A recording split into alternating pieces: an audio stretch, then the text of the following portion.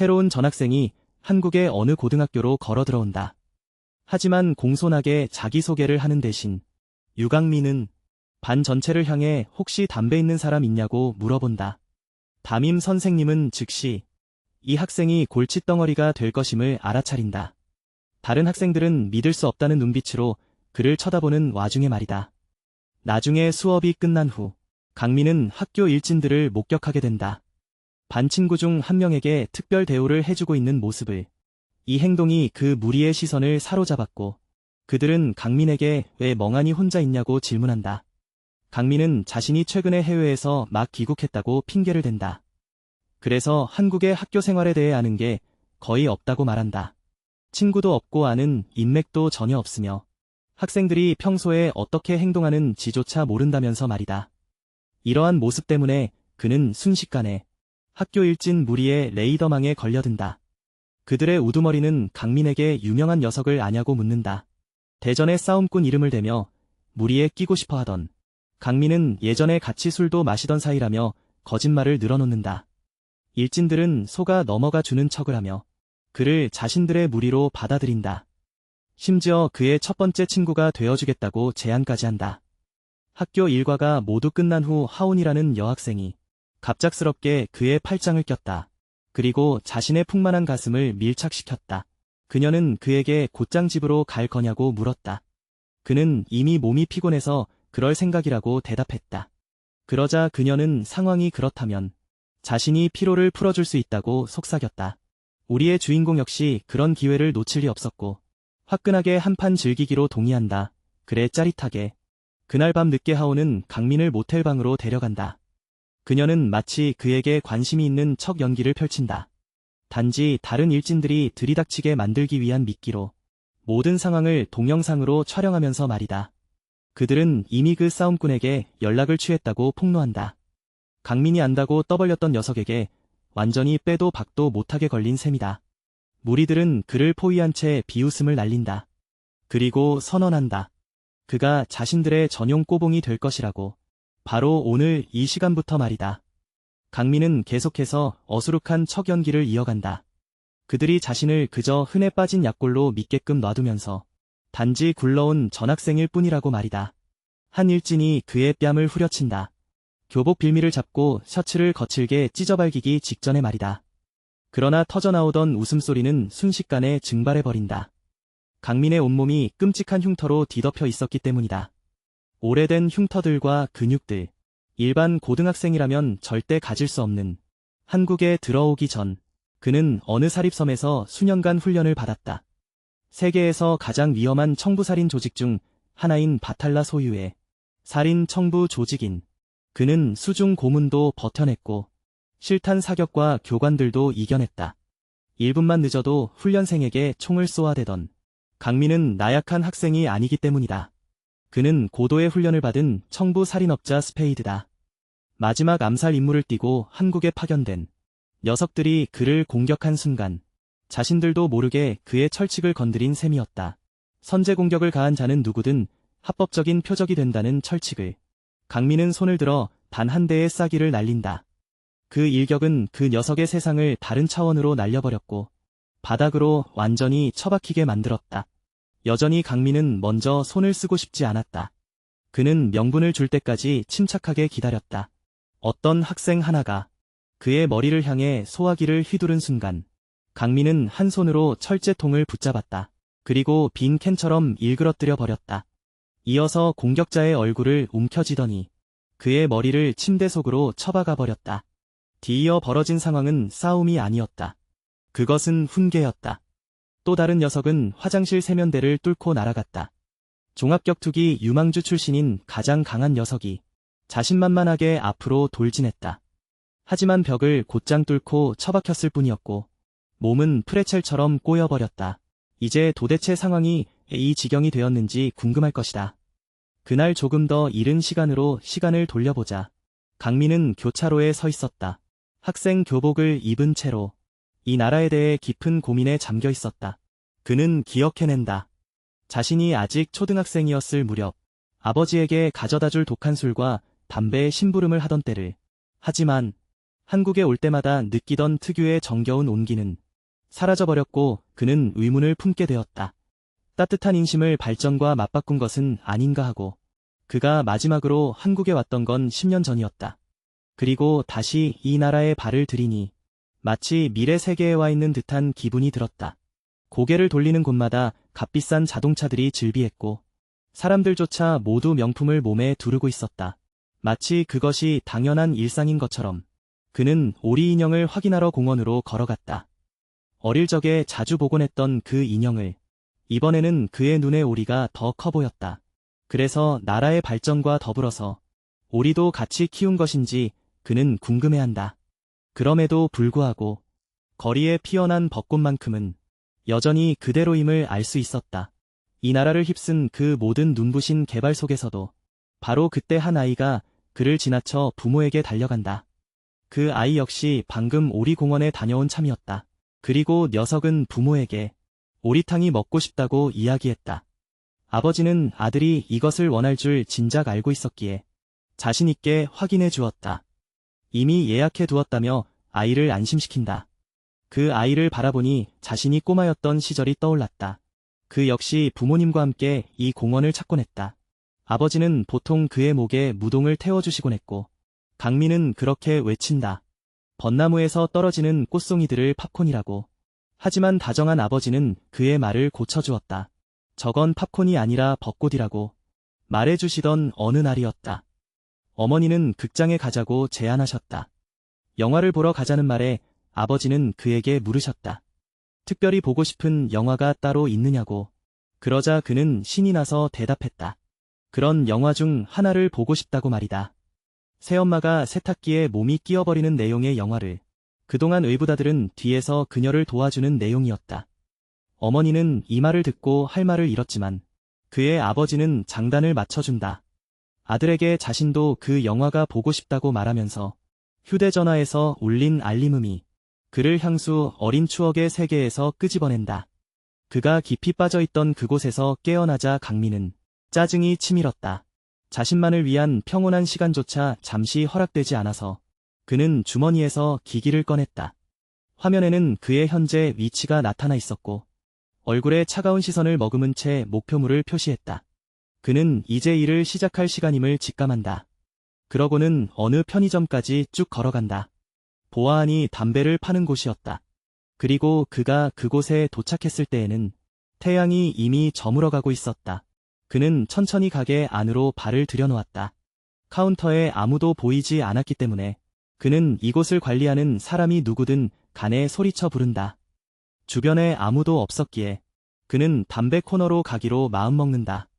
그리고 기다리는 동안 한 대 피우려 한다. 그가 담배 한 갑에 막 손을 뻗는 순간 뒤편에서 나이든 목소리가 들려온다. 학생이 담배를 피워도 되냐고 묻는 말이었다. 이 말에 그는 주의를 돌린다. 그리고 종업원으로 보이는 이에게 다가가 말한다. 그저 아버지의 심부름을 하던 중이었다고. 그러더니 행매는 독특한 검은색 카드를 휙 꺼낸다. 그에게 이 카드가 자신의 아버지 것이라고 밝히며 그는 탁자 위에 카드를 올려놓는다. 향후 36개월 동안 이 카드로 긁어달라고 요구하면서 하지만 그 남자는 마침내 대답한다. 자신 또한 이 가게의 손님일 뿐이라고. 강민은 마음대로 짐작한 것에 대해 사과한다. 자신이 한국 드라마를 무척 많이 보았다고 털어놓으며 외국에 나가 있었을 때 말이다. 그리고 그 사내가 가게 주인들을 닮았었다고 한다. 언급된 영화 속의 주인들과 비슷했기에 그렇기 때문에 그를 주인이라고 지레짐작했던 것이다. 이야기를 듣고 사내는 놀라움을 표시한다. 막 어디에선가 돌아온 사람과 마주칠 수 있었다는 사실에 자신처럼 해외에서 살다가 온 이와 말이다. 본인 또한 방금 귀국했기 때문에 강민은 이것이 얼마나 대단한 우연인지 이야기한다. 그러고는 혹시 정말 어쩌다가 자신과 같은 조직에서 일하는지 그에게 묻는다. 강민은 자신의 직업 분야를 언급하려 한다. 바로 계약직 살인마라는 직업을. 그때 그 남자가 그를 향해 주머니 칼을 휘두른다. 그 사내가 칼을 휘두르는 속도가 어찌나 빠른지 강민이 이대로 끝장난 것처럼 보일 지경이다. 그리고 이야기가 첫 장에서 막을 내릴 듯했다. 하지만 상황이 전부 진정되었을 무렵에는 강민이 상황을 모면한 듯 보였다. 담배 한 갑으로 그 공격을 막아냈던 것이다. 사내는 자신을 죽이러 온 거냐고 묻고 그는 미소 짓는다. 그의 직감을 칭찬하면서 그가 둔에 빠진 인간은 아니라고 말해준다. 조직을 배신한 자치고는 말이다. 그는 가게 진열대 너머로 손을 뻗는다. 그리고 그의 덜미를 움켜잡는다. 저 멀리 내던져 버리기 위해서, 자신이 온 목적이 명백히 그를 없애기 위해서라고 말하며 그가 조직의 요원들을 무더기로 살해했기 때문이라는 말과 함께 사내는 바닥에 처박힌다. 하지만 다른 무엇보다도 그는 강민의 카드를 보고 놀라움을 표시한다. 기본적으로 조직 내에서는 서로 다른 색상의 카드를 발급하는데 은색부터 시작해 금색과 검은색에 이른다. 그러나 그가 경악한 이유는 검은색 카드가 오직 최고 등급의 요원에게만 주어지며 본인도 한 번도 마주한 적 없는 물건이기 때문이다.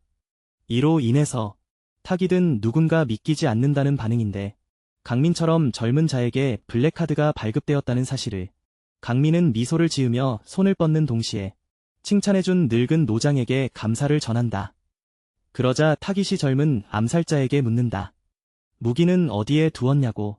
그리고 그 질문은 상대를 당황스럽게 만든다. 타깃은 강민이 진짜로 믿기지 않는 모양이다. 무기도 없이 자신을 쫓아왔다는 사실 자체가. 이에 그가 대답하기를 공항에서 무기를 압수당했다고 한다.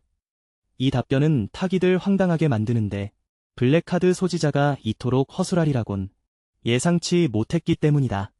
강민과 대화를 나누는 와중에도 타깃은 이미 탈착식 칼날 중 하나를 빼내고 있었고 이어서 그가 강민에게 말하기를 암살의 제일 법칙은 무기라며 조금 전처럼 그를 향해 칼날을 세차게 날린다. 강민은 이에 침착하게 대응하여 칼날이 머리에 닿기 직전 낚아챈다. 타깃은 원치 않는 가르침을 계속 이어가며 제2법칙은 기습 공격이라는 사실을 밝힌다. 방금 언급한 법칙을 곧바로 활용하여 그는 기습을 감행하는데 그 공격은 강민의 목덜미를 정확히 겨냥하고 있다. 하지만 강민은 가볍게 손을 붙잡아 버린다. 상대에게 상처를 입힐 단 한 줌의 기회도 주기 전에 이어서 강민은 타깃의 눈을 똑바로 응시하며 질문을 던진다. 당신만 한 거물이 내 조직을 배신했느냐고. 조직으로부터 수많은 특혜를 누려왔음이 틀림없음에도 불구하고 말이다. 그는 진심으로 궁금해하고 있다. 이 자가 그들을 저버린 연유를. 그러자 상대는 수수께끼 같은 말을 내뱉는다. 통조림 캔이라고. 직감 능력이 뛰어난 강민은 이윽고 뒤를 돌아본다. 조각나서 얇게 잘려나간 식료품 캔을 확인하기 위해 그의 뒤에서 타깃은 이어서 말하기를 단 하루도 빠짐없이 자신이 조직을 위해 일했던 시간들이 마치 통조림 캔 안에 갇힌 듯한 기분이었다고 한다. 그는 몸을 뒤로 뺐다가 다시 공격을 개시하는데 날카로운 칼날을 찔러 넣겠다는 의도로 강민의 목을 겨누었으나 강민은 그 일격을 피함과 동시에 깡통으로 막아낸다. 방금 수납장에서 집어들었던 바로 그 물건이다. 타깃의 거미 깡통을 완전히 베어버리면서 강민의 손에는 오직 깡통 뚜껑만 남게 된다. 젊은 암살자는 상대의 뛰어난 비유 표현을 칭찬하며 그를 도발하듯 혹시 세익스피어의 환생이냐고 묻는다. 이에 타깃은 한층 더 이성을 잃고 날뛰며 강민을 향해 폭풍 같은 연타를 퍼붓는다. 그는 정말로 매섭게 검을 휘두르며 베어버리려 했으나 강민은 모든 공격을 저지한다. 합을 주고받는 동안 번쩍이는 검기만이 남는 어두운 방 안에서 격렬한 공방이 이어지는 와중에도 타깃은 철학적인 일침을 계속해서 쏟아내며 조직이 원하는 대로만 움직이는 삶은 결코 올바른 살아가는 방식이 아니라 밝힌다. 그곳은 다름 아닌 살아있는 지옥이기 때문이다. 고뇌에 찬 얼굴로 그는 자유로워지고 싶었던 열망을 언급하며 그것이 자신이 조직을 배신한 이유라고 한다. 전투는 점차 격화되고 두 사람은 서로에게 얽혀들어 팽팽히 맞선다. 타깃의 칼끝이 거에 닿을 뻔한 순간 결국 강민의 넥타이만을 잘라내는데 그친다. 클래식한 대치 상황의 순간 속에서 두 사람은 미친 듯이 서로를 향해 검을 휘두른다. 그 틈에 타깃은 젊은 암살자의 등을 베어버리는데 성공한다. 상처는 그의 오른쪽 어깨부터 길게 이어졌고 동시에 강민 역시 타깃의 뺨을 그어버린다. 그 통조림 뚜껑을 활용해서 말이다. 이어 젊은 암살자는 소중한 무언가를 잃어버렸냐고 묻는데 모든 것을 다 가진 인간이 이렇게까지 이성을 잃고 날뛸 리가 없기 때문이다. 이에 타깃은 이제 얼굴에 깡통 뚜껑이 박힌 채로 차분하게 자신은 가족을 잃었다고 대답한다. 조직이 자신의 가족을 몰살했다고 언급하는 그 순간 가족에 대한 이야기를 꺼내는 화면 속 카운터 위에는 단란한 가족 사진 한 장이 놓여 있다. 그는 조직의 실태를 폭로하기를 요원들 가족의 신원을 끝까지 추적해낸 뒤 지속적인 감시하에 묶어둔다고 설명한다. 그들이 조직을 배신하는 사태를 원천 봉쇄하기 위해서다. 그가 강민을 향해 다시금 돌진한다. 하지만 이번에는 가루 주머니를 걷어차 그에게 날린다. 이로 인해 시야가 흐려진 순간 어느새 강민이 그를 번쩍 들어 올리더니 그대로 바닥에 맺혀버린다. 그는 방 안에 걸린 가족 사진 위로 처박힌다. 그러고는 미소를 지으며 폭로하기를 자신이 지금 누리는 자유의 대가가 바로 가족들의 목숨이라고 한다. 강민은 표적이 그런 소리를 하자 깜짝 놀라는데 가족이 위험해질 걸 알면서도 결국 조직을 배신했다는 사실 때문이다. 자신의 가족이 위험에 처할 것을 뻔히 알았음에도 말이다. 그는 바닥에 그대로 쓰러져 있고 강민은 그를 위에서 내려다본다. 그가 밝히기를 지금 자신들이 몸싸움을 벌이고 있는 이 가게가 과거에 자주 찾던 단골집이라 한다. 그러니 주인과도 막역한 사이일 수밖에 없다. 하지만 유독 그날 가게에 들어섰을 때 주인은 완전히 진이 빠져 지쳐 보였다. 안쓰러운 마음이 든 나머지 표적은 주인에게 문을 닫고 쉬라고 권했다. 그러나 가게 주인에게서 돌아온 대답은 쉴 수가 없다는 말뿐이었다. 가족들을 먹여 살려야 하기 때문이라며 말이다. 이 말을 듣고 표적은 심한 충격을 받는다. 그 주인이 완전 얼간이처럼 보였기 때문인데 자신을 갉아먹으면서까지 가족에게 헌신하는 바보 같은 모습에 진저리가 난 것이다. 가게 안쪽 방을 살피던 강민은 방 안에 쓰러져 있는 주인의 시신을 발견한다. 머리가 벽에 지시겨진 처참한 상태다. 경악한 강민이 표적을 향해 묻는다. 그따위 생각 때문에 주인을 죽인 거냐고. 자신이 받아들인 그 피해의식 때문에 말이다. 표적은 이성을 완전히 상실한 채 소리를 지르기 시작한다. 가족을 위해 희생한다는 그 유치한 짓거리들이 역겹다며 몸을 일으킨다. 그 늙은이도 제 삶에 절대 만족하지 않았을 게 분명하다고 확신하며 짓거린다. 그가 일어서자 붉은 안개가 방 안을 가득 채우고 표적은 강민에게 질문을 던진다. 너 역시 조직에 충성을 바치는 이유가 지켜야 할 가족이 있기 때문이냐고 말이다. 강민은 묵묵부답으로 일관한다. 그러자 표적은 서슬퍼런 목소리로 말을 잇는다. 가족이란 정 가죽끈에 불과하다고. 이 말이 뼈를 때린다. 강민은 깊은 충격을 받은 채 그 자리에 굳어버린다. 표적은 마침내 살기를 뿜으며 집중한다. 그는 전격적인 기습을 가했고 그 공격은 강민의 뒤편에 있던 수납장을 박살낸다. 이 모든 상황을 시선 분산용으로 이용하며 그는 강민의 목숨을 노린다. 동시에 그에게 한마디를 건넨다. 도미닉 토레토가 가장 소중히 여기는 가치는 안 믿는다고. 바로 가족이라는 것을. 타깃은 자신이 강민을 확실히 해치웠다고 확신했다. 그러나 자욱했던 먼지가 겉었을 때 강민은 흔적도 없이 사라진 뒤였다. 무언가가 그의 목을 예리하게 가른다. 그 바람에 그의 목은 일직선으로 뚫려버린다. 강민이 그를 그대로 스쳐 지나갔던 것이다. 어찌나 깔끔하게 목을 베어버렸는지. 타깃은 대체 어떻게 한 거냐고 그에게 물을 수밖에 없었다. 그러자 강민은 손에 쥔 작은 칼날을 보여준다. 알고 보니 그것은 조금 전 그가 맞받아쳤던 칼날이었다. 강민은 자신의 타깃에게 나지막이 말한다. 자신의 무기가 어디로 날아갔는지는 계속 살폈어야 했다고. 강민은 이어서 타깃에게 마지막 작별의 가르침을 건넨다. 함부로 물건을 집어던지지 말라는 충고였다. 타깃의 몸에서는 무서운 속도로 핏물이 계속 빠져나간다. 급기야 몸을 움직이는 감각마저 마비되어 간다. 그는 바닥으로 거칠게 쓰러진다. 손에 쥐고 있던 칼날들을 맥없이 놓쳐버린 채 그의 피가 사방의 바닥을 붉게 적신다. 타깃은 출혈을 막아보려 필사적으로 버둥거린다. 자신의 목을 필사적으로 움켜쥐면서 하지만 마침내 뼈저리게 깨닫게 된다. 이 젊은 암살자가 자신을 단 한 번도 진지하게 상대하지 않았음을. 처음부터 강민 역시 이 사실을 순순히 인정한다. 그는 단지 확인하고 싶었을 뿐이라고 받아친다. 그 배신 뒤에 어떤 숨겨진 동기가 있었는지를 그는 타깃에게 분명히 못을 박는다. 이 모든 일에 개인적인 감정은 전혀 없었다고. 타깃은 가쁘게 숨을 몰아쉰다. 그리고 강민이 얼마나 압도적인 재능을 가졌는지 보았기에 그는 놈이 진짜로 조직의 명을 받고 온 것이라 확신한다. 자신을 처단하기 위해서라고. 그러나 강민은 그 크나큰 착각을 곧바로 바로잡아준다. 그는 더 가까이 다가가 귓가에 조용히 속삭인다. 자신이 실제로 한국 땅을 밟은 진짜 이유는 당신 같은 피라미 때문이 아니라고. 타깃은 이 말을 듣고 커다란 충격에 휩싸인다. 이에 강민은 그가 대단한 존재가 전혀 아니었음을 일깨워준다. 지나가는 길에 들른 경유지에 불과했다고.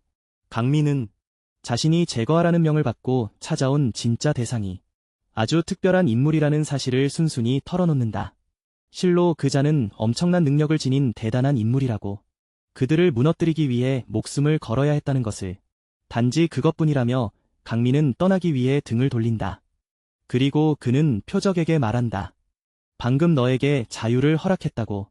그토록 갈망하던 자유를 심지어 더 멋지게 만들어주었다며 그에게 영원한 자유를 선사함으로써 행맨은 피로 물든 방에 표적을 내버려 둔 채 떠난다. 그리고 이때 그는 정보를 전달했다. 부표적을 처리했다는 소식을. 하지만 그는 몸풀기용으로 꽤나 괜찮은 녀석이었다고 인정한다. 그는 이제 이동할 시간이라고 판단한다. 자신의 주 임무가 있는 곳으로. 그러나 교복이 찢어지고 피에 흠뻑 젖어버렸기에 그는 새로 구해야만 한다는 사실을 깨닫는다. 교복을 그는 냉정하게 다음 날이 메인 메뉴의 시작이 될 것이라 드러낸다. 약속대로 진행되는 계약 살인말이다. 다음 날 그는 고등학교로 향한다. 자신의 임무가 펼쳐질 그곳으로. 한 달 전 어느 하원의원의 대저택에서 엔젤레스 구역에 위치한 강민은 임무를 띠고 그곳에 갔었다. 오직 수많은 경비 병력과 마주한 자신을 발견하기 위해서였다. 그는 리볼버 한 자루로만 무장한 반면 그의 표적인 마누엘 산토스는 중무장한 사내들에게 둘러싸여 있다. 그리고 강민은 그를 놀린다. 그에게 스트레스를 주며 고생하게 만드는 대신 그냥 알아서 죽어줄 수도 있었지 않느냐고 말하면서 마누엘은 전문 킬러가 자신을 노리고 찾아온 상황의 심각성을 이해한다. 그래서 그는 강민에게 가족들을 먼저 보내달라고 애원한다. 강민은 뒤를 돌아보고 마누엘의 아내가 공포에 질린 그들의 아이를 안고 있는 모습을 본다. 마누엘은 강민에게 두 사람을 보내달라고 재촉한다. 그들은 자신들의 거래에 대해 아무것도 모르기 때문에. 이에 강민은 깊은 한숨을 내쉰다. 이 상황에 대해 숙고하며 놀랍게도 그는 마누엘에게 당신 가족은 가도 좋다고 말한다. 기본적으로 강민에게는 엄격한 철칙이 있다. 표적 이외의 그 누구도 절대로 해치지 않는다는. 그들이 먼저 자신을 공격하지 않는 한. 이 말을 듣자마자 마누엘은 경비대에게 조준하라고 명령한다. 마누엘은 강민을 얕잡아보며 말한다. 그에게 고하기를. 너 같은 자가 그렇게 나약한 생각을 품다니. 너는 비급 청부업자가 될 자격조차 없다고. 그는 강민이 진짜로 베타라에서 온 줄 알고 겁을 먹었었다며 비웃음을 터뜨린다. 베타라에 대해 이야기하자면 그곳은 부유층을 상대하는 카지노로 거액의 판돈이 오가는 도박판이 벌어지는 장소다. 하지만 모두가 평범한 카지노라고 믿는 모습 뒤에는 숨겨진 진실이 있는 것으로 드러났다. 그들이 대놓고 살인 의뢰를 양도한다는 사실인데 정부조차 그들에게 손을 대지 못하는 실정이다. 그들이 지닌 명성과 영향력 때문에 말이다. 그곳은 마누엘을 제거해달라는 계약을 수주했었다. 의뢰인을 응대하던 금발머리의 카지노 딜러는 손님 앞에 수많은 카드를 펼쳐놓으며 한 장을 고르라고 권한다. 그녀는 손님이 선택하는 카드에 따라 청부업자의 등급이 결정된다고 알려준다. 그러자 의뢰인은 자신도 그 사실을 알고 있다고 대답한다. 이어서 의뢰인은 카드를 뽑는데 가장 높은 등급의 카드로 보이는 것을 집어든다. 그것은 바로 스페이드 A로 딜러는 그의 선택에 감탄한다. 그러나 스페이드 A에 대한 의뢰 비용은 말도 안 되게 비싸다는 점을 일깨워준다. 하지만 의뢰인은 물러설 기색이 없는데 이번 일을 위해 바칠 엄청난 양의 보물을 이미 준비해 두었기 때문이다. 그는 당장 작업을 처리해 주기를 원한다고 딜러에게 의사를 전달한다. 다시 마누엘의 저택으로 돌아와서 강민은 경호원들을 완전히 전멸시켰고 이미 마누엘의 머리에 총알을 박아 넣은 상태다. 그는 난장판 속에서 담배에 불을 붙이며 먼저 공격하지 않는 한 목표물 외에는 누구도 해치지 않겠다고 말했을 뿐이라며 거듭 강조한다. 마누엘의 아내는 아직 살아남아 있고 가족에게 남겨진 참상을 공포에 질린 채 바라본다. 강민은 그녀에게 다가가 남편의 죽음에 대해 그녀에게 애도를 표한다. 발걸음을 옮기면서 그는 여인에게 언젠가 자신의 죄값을 치르겠다고 고한다. 다시 현재로 돌아와 강민은 교실로 걸어 들어간다. 하지만 평범한 사람들처럼 자기소개를 하는 대신 관심을 끌기로 작정한다. 혹시 담배 있는 사람 있냐고 물어보면서 말이다. 교사마저 그의 기운을 감지하고 그에게 정체가 뭐냐고 질문하는데 자신의 권위를 완전히 깔아뭉갤 것처럼 보이는 인물이기 때문이다. 강민은 그저 자신이 전학생이라고 남자에게 대답할 뿐이고 교사는 그에게 어서 자기소개를 하라고 재촉한다. 그제야 강민은 통성명을 시작한다. 자신이 대전 출신이라고 밝히며 하지만 그가 바탈라 출신이라는 것은 아무도 모른다. 살인 청부 계약을 수행하는 조직인 그는 사실상 고등학교에 입학한 상태였다. 제대로 표적을 노릴 기회를 잡고 싶었기에 그가 한국에 온 목적이었던 한국은 꽤 안전한 나라다. 강민도 알고 있다. 표적에게 접근할 방도를 찾아야 함을 가장 자연스러운 방식으로 자기소개 메시지 속에 숨겨진 진짜 의도를 눈치채는 사람은 아무도 없다. 이곳에 오기 전 금발의 중개인이 그에게 필요한 정보를 건넸었다. 그녀의 말에 따르면 표적의 국적은 대한민국이며 현재 서울에 거주 중이라고 했다. 하지만 문제는 그 표적이 정확히 누구인지조차 모른다는 점이다. 강민은 그 말을 듣고 아연실색했고 중개인은 미친 소리처럼 들리겠지만 들은 그대로가 사실이라 덧붙였다. 결과적으로 의뢰인이 제공한 유일한 정보는 오직 표적의 이름뿐이었고 그 외의 인적사항은 전무한 실정이었다. 강민은 이번 임무가 꽤 흥미롭다고 여기지만 자신의 일에선 철두철미한 전문가이기에 임무를 두고 물러설 위인이 아니다. 나름대로 조사해 둔 바를 바탕으로 그는 표적이 속한 교실로 향한다. 하지만 반을 확인해 본 후 표적이 등교조차 하지 않았음을 깨닫는다. 학교에서 향후 대책을 구상하던 중 두 학생이 옥신각신하는 소리가 들려온다. 누가 길을 비켜야 하는가를 두고 말이다. 문신을 새긴 학생이 문을 붙잡더니 상대방을 벽으로 걷어차 버린다. 가까이서 보니 문신을 한 녀석은 일진 무리의 우두머리로 보였고 그들 중 여학생인 최혜영이 단번에 멀리 있는 강민을 포착한다. 그녀가 무리에게 저 녀석을 보라고 소리치자 문신남은 강민에게 혼자냐고 묻는다. 강민은 혼자라고 답한다. 친구 따윈 없기 때문에. 그리고 마음속으로는 이미 차선책을 실행할 궁리를 하고 있다. 강민은 일단 일진 무리와 어울리게 되고 그들은 담배를 피우거나 딴짓을 일삼는 자신들만의 비밀 아지트로 그를 데려간다. 대장은 강민에게 정말 대전 출신이냐고 묻고 강민이 그렇다고 답하자 그는 다시 대전에서 꽤나 알아주는 특정 인물을 아느냐고 유도하듯 질문한다. 그 인물은 바로 대전의 일진 대가리인 이성환이었다. 강민은 자신이 시험에 들었다는 사실을 눈치채고 기꺼이 그 시험에 응하기로 한다. 그는 당연히 성환을 잘 안다며 너스레를 떨고 심지어 자신이 전학을 가겠다고 했을 때도 그 녀석에게 술을 먹였다고 말한다. 두 사람이 코가 비뚤어지게 취하도록 마신 끝에 성환은 흥을 주체하지 못하고 노래방 기계를 부수기까지 했다는 것이다. 이야기를 전해 들은 현은 꽤 감명받은 기색을 보이며 강민에게 원래 살던 곳에서 꽤나 날리는 주먹이었냐고 묻는다. 그 질문에 강민은 시치미를 떼며 그저 정원과는 스쳐 지나가는 아는 사이였을 뿐 그 이상도 이하도 아니라고 선을 긋지만 일진들의 우두머리는 그가 늘어놓은 화려한 무용담에 완전히 매료되어 버린다. 강민을 진짜배기 거친 남자로 굳게 믿어버렸기 때문이다. 그는 이내 슬며시 손을 앞으로 내밀며 앞으로 친하게 지내보자는 제스처를 취한다. 강민은 망설임 없이 손을 맞잡으며 악수를 받아들인다. 한국에서 사귄 첫 친구들로 삼기에는 나쁘지 않겠다는 계산이 섰기 때문이다. 그렇게 무리는 서로 어울려 즐거운 시간을 보낸다. 그날 밤이 이슥해질 때까지 말이다.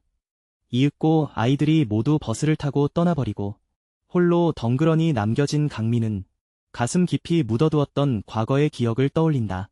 납치당한 채 낯선 아넬레스로 강제 압송되었던 잔인한 기억이었다.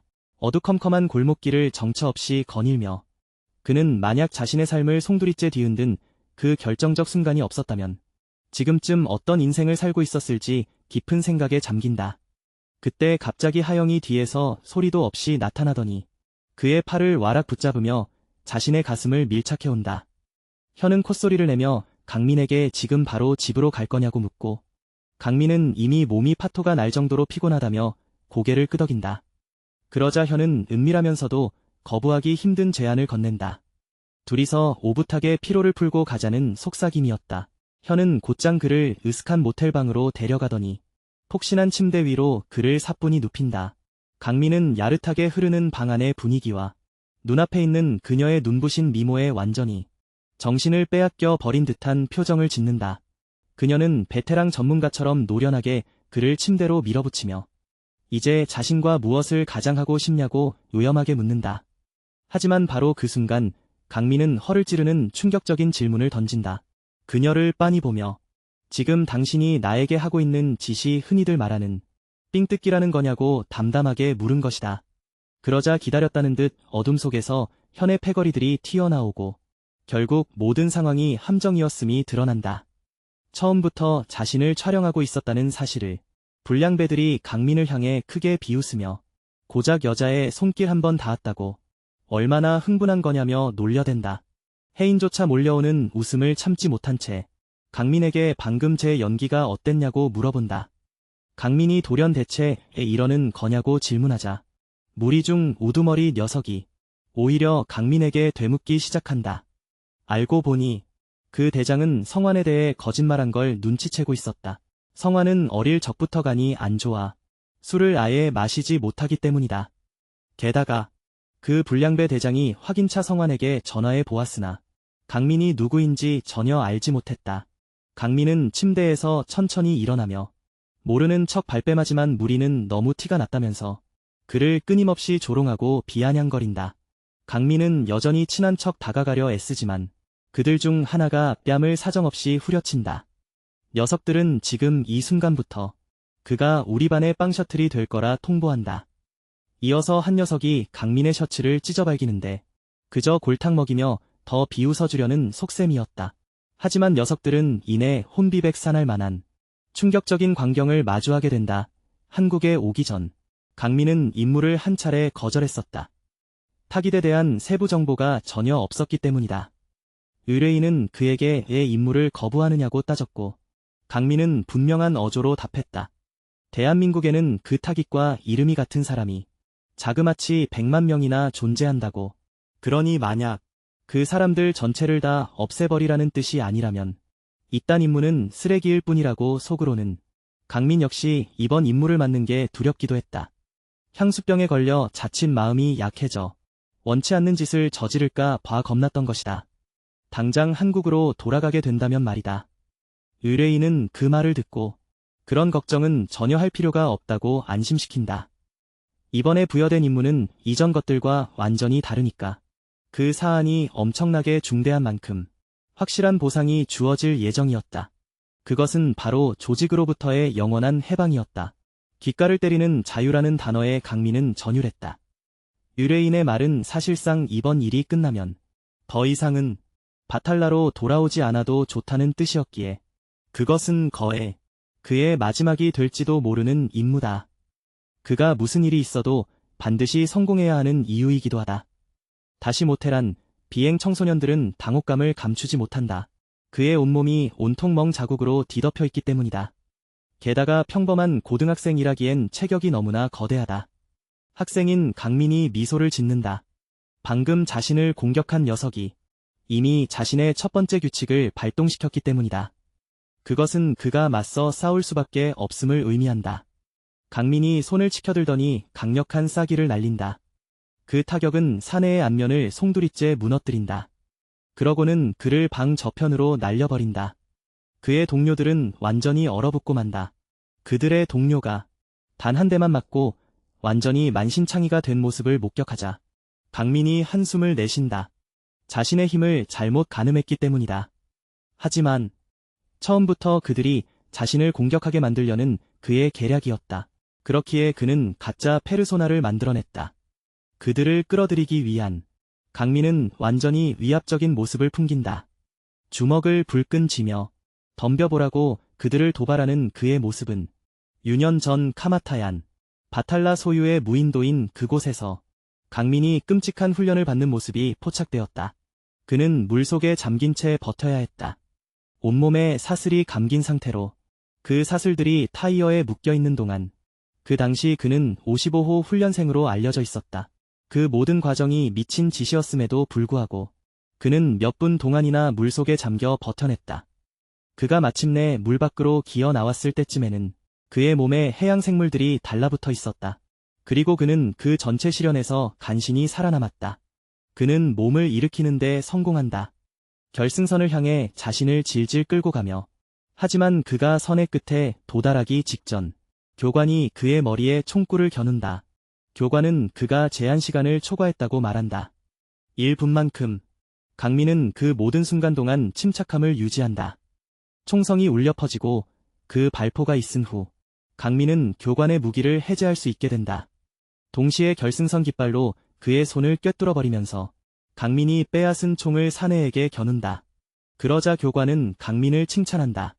자신의 문제에서 탈출하는 직관력을 가졌다는 점을, 주변 환경을 활용하면서 머리에 총구알이 겨눠졌음에도 강민이 눈 하나 깜짝하지 않자 사내는 한층 더 감탄한다. 비록 머리에 총구가 바로 겨눠진 상황이었는데도 말이다. 이어서 강민은 그 남자를 향해 자신이 결코 바보가 아니라고 응수한다. 첫발은 공포탄이라는 사실을 이미 꿰뚫고 있기 때문이다. 오발 사고를 방지하기 위함이라는 것을. 그러고 나서 강민은 총을 장전한다. 첫발이 발사된 다음부터는 남은 총알들이 전부 실탄이기 때문이다. 그는 침착하게 교관을 향해 총구를 겨누고 화면은 결과를 알아서 해석하라는 듯 넘어가는데 저 멀리서 한 발의 총성이 울려 퍼진다. 다시 현재로 돌아온 지금 그는 고작 철부지 학생들과 엮여 있다. 이토록 안전한 나라에서 말이다. 자신이 자라온 지옥 같은 소굴과는 완전히 딴판인 세상이다. 강민은 제 손으로 이들을 처단하는 것이 도리에 맞지 않는다고 여기며 한숨을 내쉰다. 이 상황을 다른 방식으로 해결할 방법을 구상하면서 강민은 허리를 숙여 단추들을 줍기 시작한다. 조금 전에 뜯겨 나간 것들이다. 몸을 움직이는 와중에도 그는 명분을 찾고 있다. 이 소동이 영 마음에 들지 않아서다. 일방적인 폭행처럼 비춰지는 구도는 피하고 싶기에 강민은 녀석들이 먼저 선제를 가한 꼴이 되기를 원한다. 그래야 마땅한 대가를 치른 형국이 될 테니까. 이윽고 강민이 그들에게 등을 돌리자 무리 중 한 명이 소화기를 움켜쥔다. 그 녀석은 강민을 비웃기 시작한다. 고작 교복 따위나 걱정하고 있느냐며 말이다. 이제 곧 병원 신세를 지게 될 판국에 그는 강민을 향해 소화기를 휘두른다. 실비 보험은 들어 두었냐고 깐족거리면서 강민은 상대를 경악하게 만든다. 한 손으로 그 무거운 소화기를 가볍게 붙잡아버렸기 때문이다. 심지어 으스러뜨리기까지 하자 녀석은 얼이 빠진다. 강민이 보여준 모습은 그야말로 맨손으로 쇠붙이통을 구겨버린 것이나 다름없었으니 이제 강민은 다음 계획을 실행에 옮긴다. 확실하게 본때를 보여주는 것이다. 그는 녀석의 안면을 움켜쥐더니 침대 바닥으로 그대로 맺혀버린다. 압도적인 무력을 각인시키기 위해 아주 강력하게 녀석의 머리가 침대 프레임에 처박힌다. 남은 이들이 혼비백산한 사이 이것으로 그들은 강민이 위험천만한 존재임을 뼈저리게 깨닫는다. 녀석들이 상황 파악을 하려고 안간힘을 쓰는 바로 그 순간 강민이 그들의 등 뒤에서 불쑥 나타난다. 하나만 물어보자며 나지막이 속삭인다. 혜영과 그녀의 동료가 갑작스러운 그의 등장에 당황하며 혜영은 그를 가스라이팅하려 든다. 정말로 여자를 때릴 거냐고 물으면서 강민은 그들을 무시한다. 그리고 마지막 남은 친구에 대해 캐묻는데 수업을 빼먹은 그 녀석을 강민이 구석으로 몰아넣는다. 그 녀석이 어디로 갔는지 추궁하며 일진은 벌벌 떨며 강민에게 되묻는다. 그건 왜 알려고 하냐고. 그러자 강민이 위압적인 기세로 응수한다. 그 녀석을 쏘아보며 내가 물어보면 안 되는 이유라도 있냐고. 결국 그 녀석은 도망치기로 마음먹는다. 대답해줘도 어차피 날 팰 거 아니냐며 강민에게 쏘아붙이고는 그 길로 화장실을 향해 내달린다. 자신의 뒤로 문을 쾅 닫아 걸면서 하지만 강민은 화장실까지 그를 뒤쫓아간다. 손대지 않을 테니 걱정 말라면서 놀랍게도 화장실 안 어디에도 그의 모습은 보이지 않는다. 바로 그 순간 강민의 등 뒤에서 그녀 석이 다시 나타난다. 그는 샤워기 호스로 강민의 목을 감아진다. 이 모든 게 연기였다고 짓거리면서 그는 기고만장하게 줄을 죄어오며 본색을 드러낸다. 자신의 꿈이 나무조 연상을 타는 것이라고. 청룡 영화제에서 말이다. 그의 자신감은 처참하게 무너져 내린다. 강민이 샤워기 호스를 산산조각 내버리자 강민이 몸을 돌린다. 그 녀석에게 너도 꽤 훌륭한 배우라며 칭찬하더니 그는 공포에 질려 바라본다. 강민이 강력한 발차기를 날리는 모습을 그 일격에 세면대로 날아가 처박힌 그는 그대로 정신을 잃고 만다. 이것이 바로 그의 계획 중 세 번째 단계이다. 괴롭힘을 일삼는 무리에게 공포를 심어주는 설계다. 혜영은 비명을 지르며 대장의 팔을 붙잡는다. 어서 도망치자고 재촉하면서 스쿠터를 타고 가야 한다고 신신당부하는 동시에 강민은 심드렁하게 왜 그렇게까지 하냐고 묻는다. 그냥 내 질문에 대답만 하면 될 것을. 강민이 그들을 향해 걸어오기 시작한다. 혜영은 거의 이성을 잃을 지경이다. 문신을 한 녀석에게 도망치라고 소리치며 바로 그때 그 녀석이 문가로 걸어나간다. 혼잣말을 중얼거리며 자신이 전국대회 유망주라고 떠벌린다. 종합격투기 국가대표 선발전의 유망주라며 모든 것이 자신의 손바닥 안에 있었다고 호기를 부린다. 상대를 짓밟아버리기 전까지는 말이다. 그는 이어서 자신의 무력을 과시한다. 문고리를 부숴버림으로써 강민을 향해 돌진하기 직전에 자신이 얼마나 흥분했는지 드러내며 강한 자와 맞붙게 되었다는 사실에 그는 강민의 머리를 짓뭉개려 달려든다. 한편 다른 방에서는 한 녀석이 여학생을 겁탈하려던 참이다. 그 불량배가 벽을 뚫고 날아왔을 때 그 녀석은 강민의 손에 완전히 박살난다. 압도적인 힘에 의해서 이로써 마침내 네 번째 단계가 완료되는데 이는 일당의 이성을 잃게 만들기 위함이다. 그에게도 나름의 이유가 있다. 이토록 피말리는 단계를 밟아 나가는 데는 그 사이 혜웅은 이미 도망치려 애쓰는 중이다.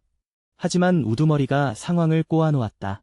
그 빌어먹을 문고리를 부숴버리는 바람에 갑자기 강민이 공포영화의 한 장면처럼 그녀 등 뒤에 나타난다. 대체 무엇을 하려는 속셈이냐고 물으며 혜웅은 두려움에 얼어붙고 만다. 그러나 강민은 도리어 그녀에게 문을 여는 법을 보여준다. 이 역시 여전히 그의 계략 중 하나다. 그는 공포가 마침내 뼛속까지 스며들었을 때 자비를 베풀 계획이었고 혜웅은 바닥에 주저앉는다. 제발 살려달라고 강민에게 애원하면서 이에 강민은 그녀에게 말한다. 자신은 애초에 때릴 생각조차 없었다고. 그저 딱 하나 부탁이 있을 뿐이라며 강민은 그녀의 머리카락을 쓰다듬는다. 이 방에 있는 모든 이들 중에서 자신이 원하는 일을 해줄 사람은 그녀뿐이라며 강민은 자신의 뜻대로 움직여줄 것인지 묻는다. 그러자 그녀는 겁에 질린 채 알겠다고 답한다. 강민의 첫 번째 질문은 실종된 학생에 관한 내용이다. 그 시각 어느 지하 벙커에서는 한 무리의 깡패들이 즐거운 시간을 보내고 있다. 협박 임무를 성공적으로 완수한 뒤라 그 조직의 두목은 세상 부러울 것이 없다. 소고기를 맛나게 뜯어 먹으며 지금이야말로 최고의 인생이라며 거드름을 피운다. 그때 고릴라 같은 부하 하나가 두목의 주의를 끈다. 자신들이 일으킨 교통체증을 가리키며 경찰들이 결국 추적해올지도 모른다고 경고한다. 그는 아지트를 옮기는 편이 좋겠다고 제안한다.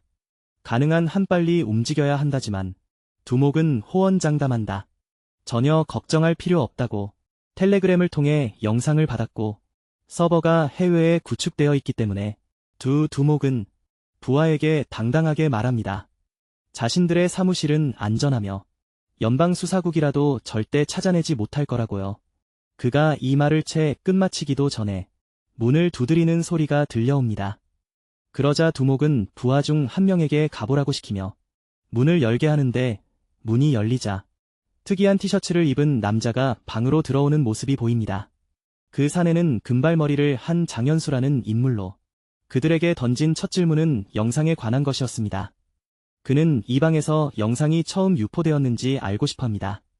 현수가 전혀 경찰처럼 보이지 않자 두목은 그에게 정체가 뭐냐고 묻습니다. 현수는 그들의 질문을 무시한 채 그저 쏘아붙입니다. 영상을 내리기만을 바랄 뿐이라고요. 하지만 이 대목에서 무리중 덩치가 가장 큰 자가 격분합니다. 그가 현수에게 막 달려들려던 찰나 천지를 진동하는 굉음이 방 안에 울려 퍼집니다. 사방으로 핏방울이 거칠게 튀고 다른 이들은 사색이 되어 귀를 막아버립니다. 정신을 차리고 상황을 파악했을 때쯤에는 그 덩치 큰 사내가 현수의 총에 머리를 맞은 뒤였습니다. 조직원들은 자신들이 진짜 총을 상대하고 있다는 지독한 현실을 깨닫고 공포에 질립니다. 그러나 현수는 입가에 묻은 피를 태연하게 닦아내며 영상을 당장 삭제하라는 요구를 거듭 강조합니다. 바로 그때 조직의 두목은 그것이 진짜 실탄 사격이 아니었음을 눈치채고 덩치 큰 부하도 다시 자리에서 벌떡 일어납니다. 그는 뒤에서 현수를 붙잡으려고 시도하지만 이번에는 안면에 고스란히 총격을 당하고 맙니다. 이 시점에서 조직원들은 그것이 그저 강력한 위력을 가진 비비탄 총일 뿐이라는 사실을 간파합니다. 이제 그들은 더 이상 겁낼 필요가 전혀 없다는 확신을 품고 그를 향해 돌진하는데 이는 결국 최악의 악수가 되고 맙니다. 조직원 전체가 이성을 완전히 잃고 무참히 무너졌기 때문입니다. 두목은 부랴부랴 가방에 자신의 모든 돈을 쑤셔 넣다가 부하들이 전부 전멸당했다는 잔혹한 사실을 깨닫습니다. 어느새 현수가 그의 뒤에 소리 없이 나타나 머리에 총구를 들이밀며 영상을 내리라고 으름장을 놓습니다.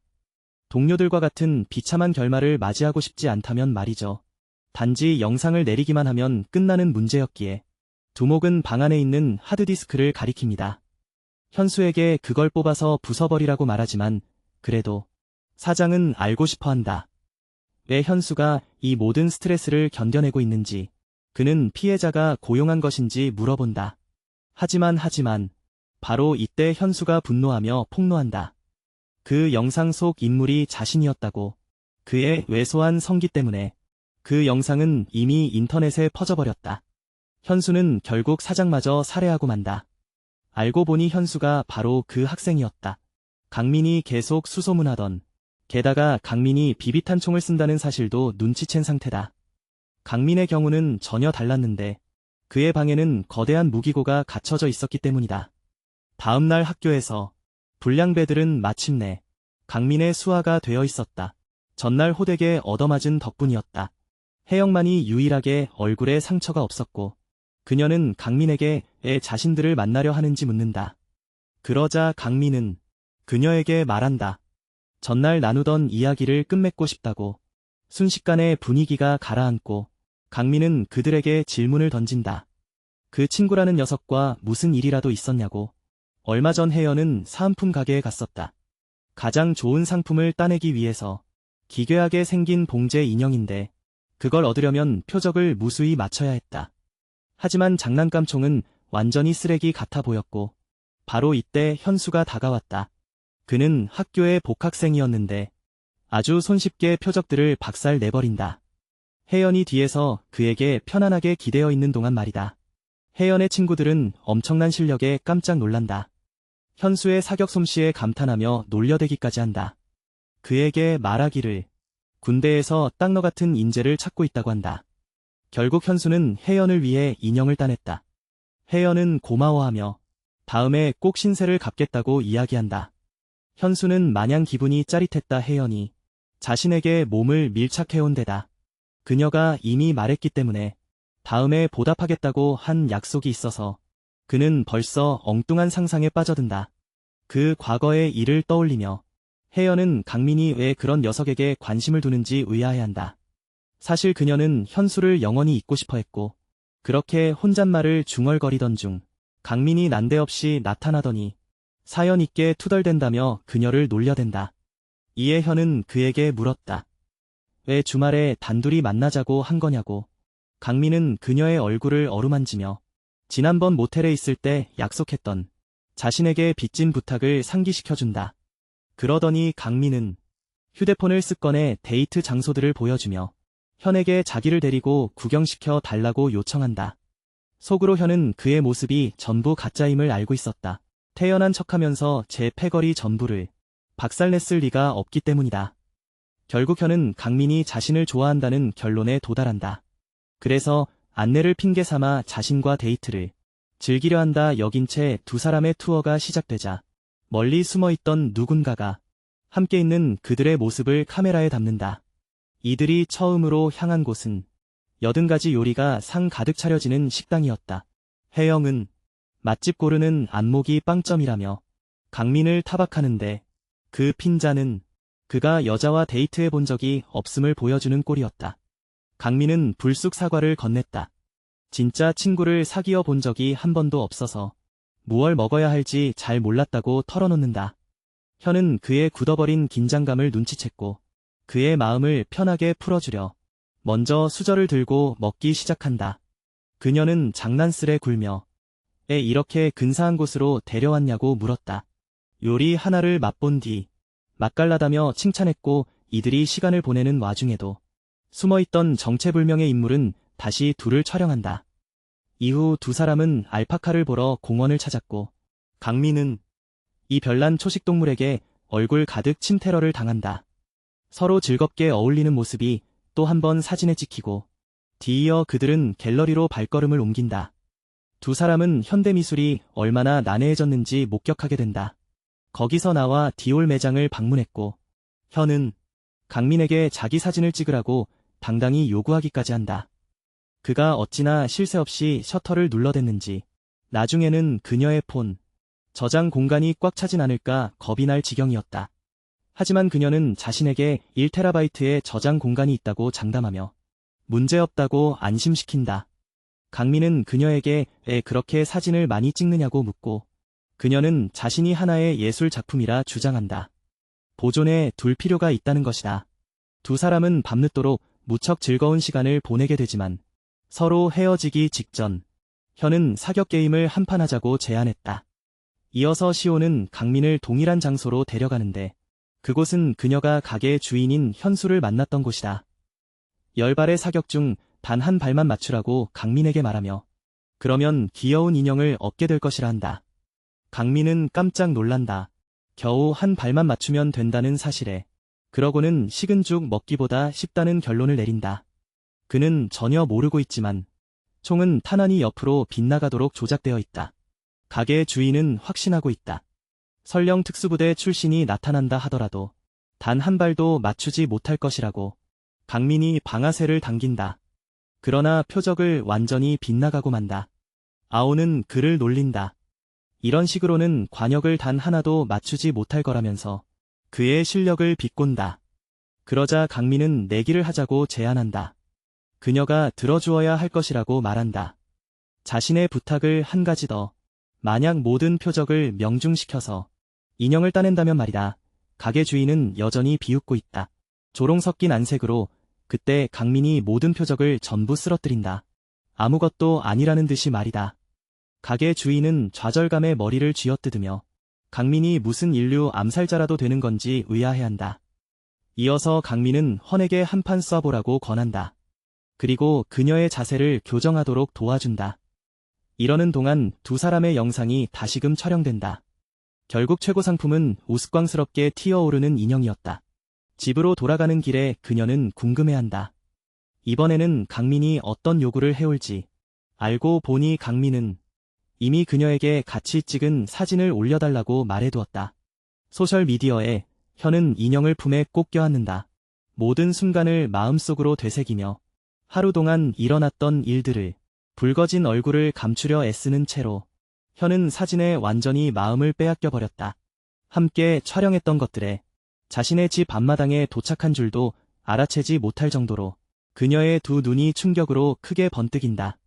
그녀가 집에서 현수를 발견했을 때 마치 스토커처럼 자신을 쳐다보는 모습에 들고 있던 인형이 손에서 바닥으로 떨어진다. 그녀는 현수에게 남의 집에서 뭐 하는 짓이냐고 따져 묻는다. 현수는 그녀의 목덜미를 움켜잡으며 이 아파트에 발을 들이니 사실 처음 이곳에 왔던 날의 기억이 떠오른다고 속삭인다. 알고 보니 현수와 해온 일행은 술을 마시며 놀기 위해 그녀의 아파트에 모였던 적이 있었다. 워낙 다들 부어라 마셔라 하는 분위기였기에 해온은 꼴사납게 굴지 말라고 경고했지만 도리어 현수는 자신이 애들을 잘 단속하겠다며 그녀를 안심시켰다. 해온은 다정하게 말을 건네며 참 든든하고 믿음직스럽다며 칭찬했고 속으로 내심 감탄했다. 역시 나이를 먹은 어른이라서 다른 걸까 하고 말이다. 현수는 혜안에게 오빠만 믿으라며 미소를 지어 보였다. 그날 밤 늦은 시각 모두가 술에 고꾸라져 완전히 필름이 끊겼을 때 현수는 그녀의 몸을 음란하게 만지며 몹쓸 짓을 저질렀다. 혜안은 참지 않고 곧바로 현수를 신고했고 그 일은 결국 그의 인생을 완전히 망가뜨려 놓았다. 그는 학교에서 퇴학 처분을 당했고 가족들마저 그를 외면하고 내다 버렸다. 그래서 그는 이 모든 비극을 혜안의 탓으로 돌리고 있는 것이다.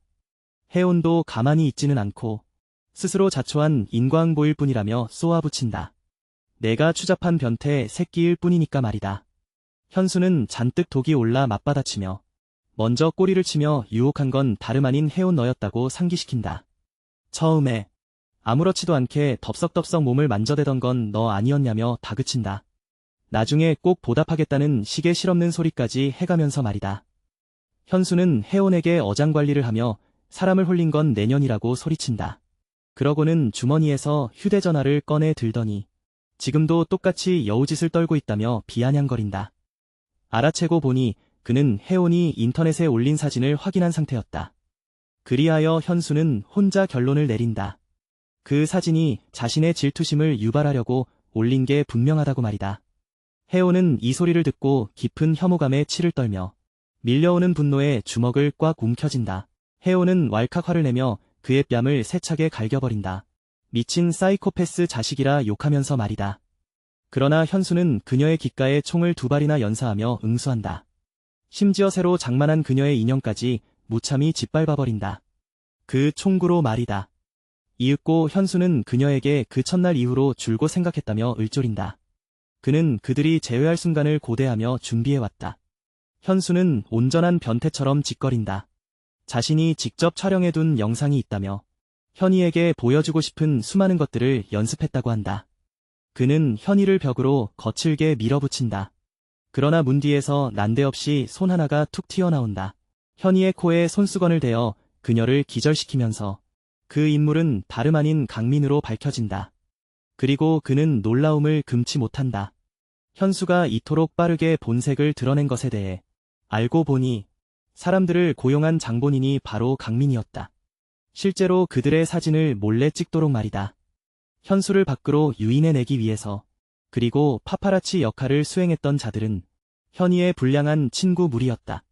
그 일당은 잔뜩 골이 나 있다.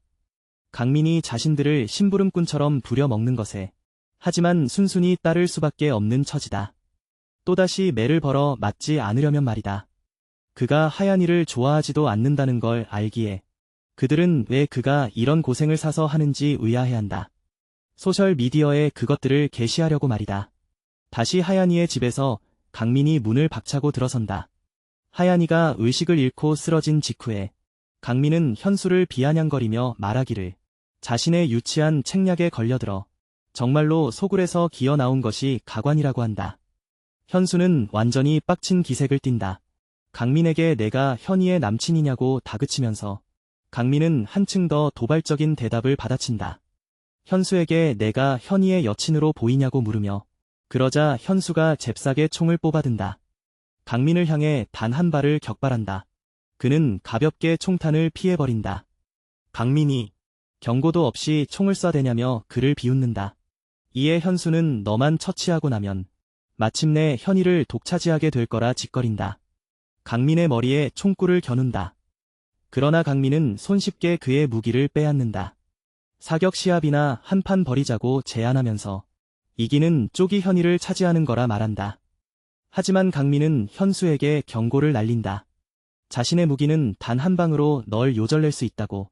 보안이 사적으로 촬영했던 영상 중 하나가 현수 본인도 모르게 인터넷에 유출된 모양이다. 그는 완전히 멘붕에 빠졌다. 도대체 누가 영상을 퍼뜨렸을지 의아해하며 심지어 수리 기사까지 의심하기에 이르렀다.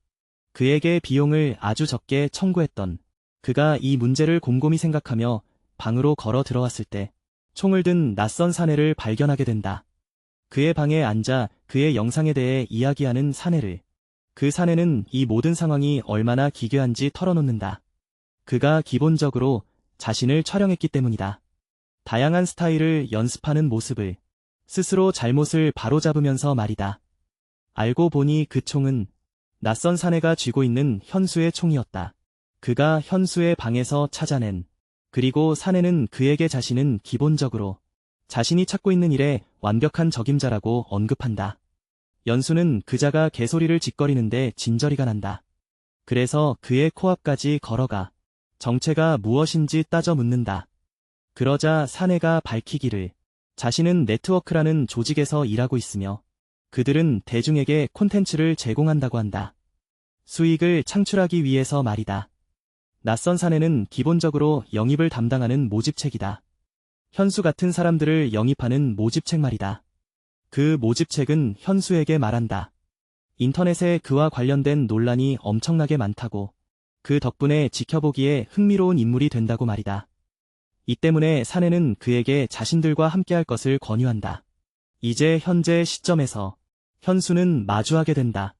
강민과의 사격 대결 상황에 강민이 자신의 총은 단 한 발로 상대를 죽인다고 주장하자 현수는 쏠 테면 쏴보라며 도발한다. 심지어 총구를 자신의 머리에 갖다 대는 것까지 도와준다. 강민의 분노를 유도하면서 말이다.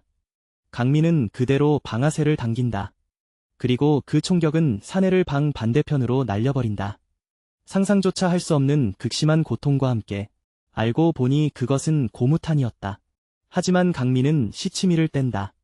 총 안에 무엇이 들어있었는지 전혀 몰랐다는 듯이 그는 자신이 어떻게 탄환을 배송받았는지 이야기한다. 진짜 실탄을 기대하고 있었다면서 말이다. 그러나 현수는 그들이 절대 배송하지 않는다는 사실을 알려준다. 진짜 실탄은 말이다. 현수는 그러고는 재킷 주머니로 손을 뻗는다. 다른 총을 꺼내기 위해 그리고 재킷 밑으로 총을 발사한다. 강민의 허점을 찌르기를 바라면서 하지만 강민은 그 총격을 피해낸다. 현수에게 말하면서 그의 자세가 너무나도 눈에 띄었다고. 연수는 강민을 향해 또 한 발을 발사한다. 하지만 그는 가볍게 피하고 결국 장난감만 산산조각 난다. 처음에 현수가 따냈던 수납장 위에 놓여있던 것인데 말이다. 연수 강민은 총의 위력이 생각보다 강력하자 깜짝 놀란다. 속으로 의구심이 생긴 그는 자문한다. 현수가 쥐고 있는 게 정말로 장난감 총이 맞는지 말이다. 강민은 그 무기가 전문가의 손에서 탄생했음을 알아차린다. 현수가 만든 게 아니었다. 현수는 아랑곳하지 않고 계속 방아쇠를 당긴다. 강민에게 한 발이라도 스치기를 바라면서 말이다. 그러나 강민은 끊임없이 사방으로 움직일 뿐이다. 자신을 향해 날아오는 모든 공격을 피해내기 위해서다. 이어 강민은 짐짓 놀랍다는 반응을 보인다. 현수가 그 총으로 수많은 악행을 저질러 왔음에도 단 한 번도 교도소 신세를 지지 않았다는 사실에 말이다. 강민은 현수를 살살 도발한다. 넌지시 던진 질문은 배후에 거대한 조직이 버티고 있냐는 내용이다. 듣자 하니 그 네트워크는 국내에서 악명 높은 거대 범죄 집단이다. 게다가 전국 각지에 퍼져 있는 학생들을 이용한다. 수많은 점조직 형태로 은밀하게 운영되기에 이 장막 뒤에 숨겨진 조직의 실체를 규명하기란 진짜 첩첩산중처럼 까다롭다. 아무리 험난하고 불가능해 보일지라도 강민은 끈질기게 매달린다. 결국 놈들을 찾아낼 수 있다고 굳게 확신한다. 그 까닭은 바로 그의 최종 표적이 현재 그 네트워크 내에서 암약 중이라서다. 현수는 한창 격돌하는 와중에 강민이 딴청을 피우는 모습을 포착한다. 이에 머리끝까지 화가 치밀어 성큼성큼 다가간다. 상대의 턱 밑에 거칠게 총구를 들이밀며 지금 내가 우습게 보이냐고 사납게 윽박지른다. 그는 가차없이 방아쇠를 당긴다. 하지만 강민이 기민하게 반응해 녀석의 손을 쳐낸다. 덕분에 탄화는 또다시 허공을 가르며 빗나간다. 애초에 강민이 현수의 뒤를 쫓은 이유는 똑부러진다. 녀석이 바로 그 조직의 일원이기 때문이다. 이는 그가 홀로 은밀히 뒷조사를 벌이던 도중에 밝혀낸 대목이다. 현수는 온갖 수단이 수포로 돌아가자 완전히 이성을 잃는다. 강민이 제 여자를 가로챈 것도 모자라 뻔뻔하게 자신을 조롱하는 이 상황을 도저히 믿을 수 없다. 그는 방안을 종횡무진하며 강민을 맹렬히 추격한다. 그러나 미처 꿈에도 생각지 못한다. 자신은 그저 한낱 디딤돌에 불과하다는 것을 말이다. 강민이 노리는 진짜 표적을 잡기 위한 미끼일 뿐이다. 마침내 현수는 자신이 강민을 완벽하게 저격할 기회를 잡았다고 확신한다. 민이 눈치채기도 전에 강민은 이미 그의 아래쪽에 나타나서 상대의 머리를 정확히 겨누고 있다. 강민은 주저하지 않고 그의 얼굴을 향해 연달아 총을 쏘며 안면을 붉게 물들이다가 격발의 충격으로 결국 그를 방 반대편으로 날려버린다. 처영이는 태연하게 냉장고를 열어 탄산음료 한 캔을 꺼내들며 현수에게 물어본다. 진심으로 싸움을 계속하고 싶은 것인지를. 현수는 총탄에 심한 부상을 입은 상태라 강제로 오라를 거둘 수밖에 없었고 강민에게 털어놓는다. 이 상황에서 자신은 나쁜 사람이 아니라고. 알고 보니 그는 기본적으로 희연이 자신을 어장관리하고 버렸다는 사실에 분노했다. 그리하여 떠나버렸다고.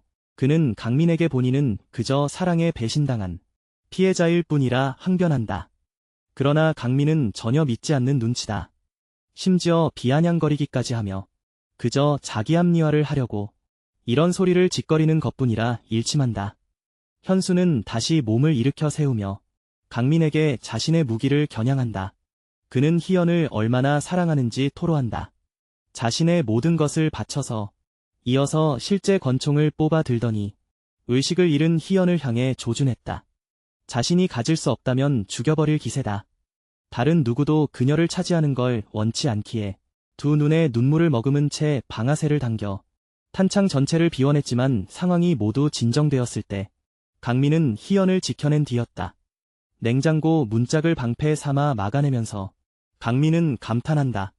냉장고 문이 총알들을 막아낼 수 있다는 점에 그리하여 이를 취하한다.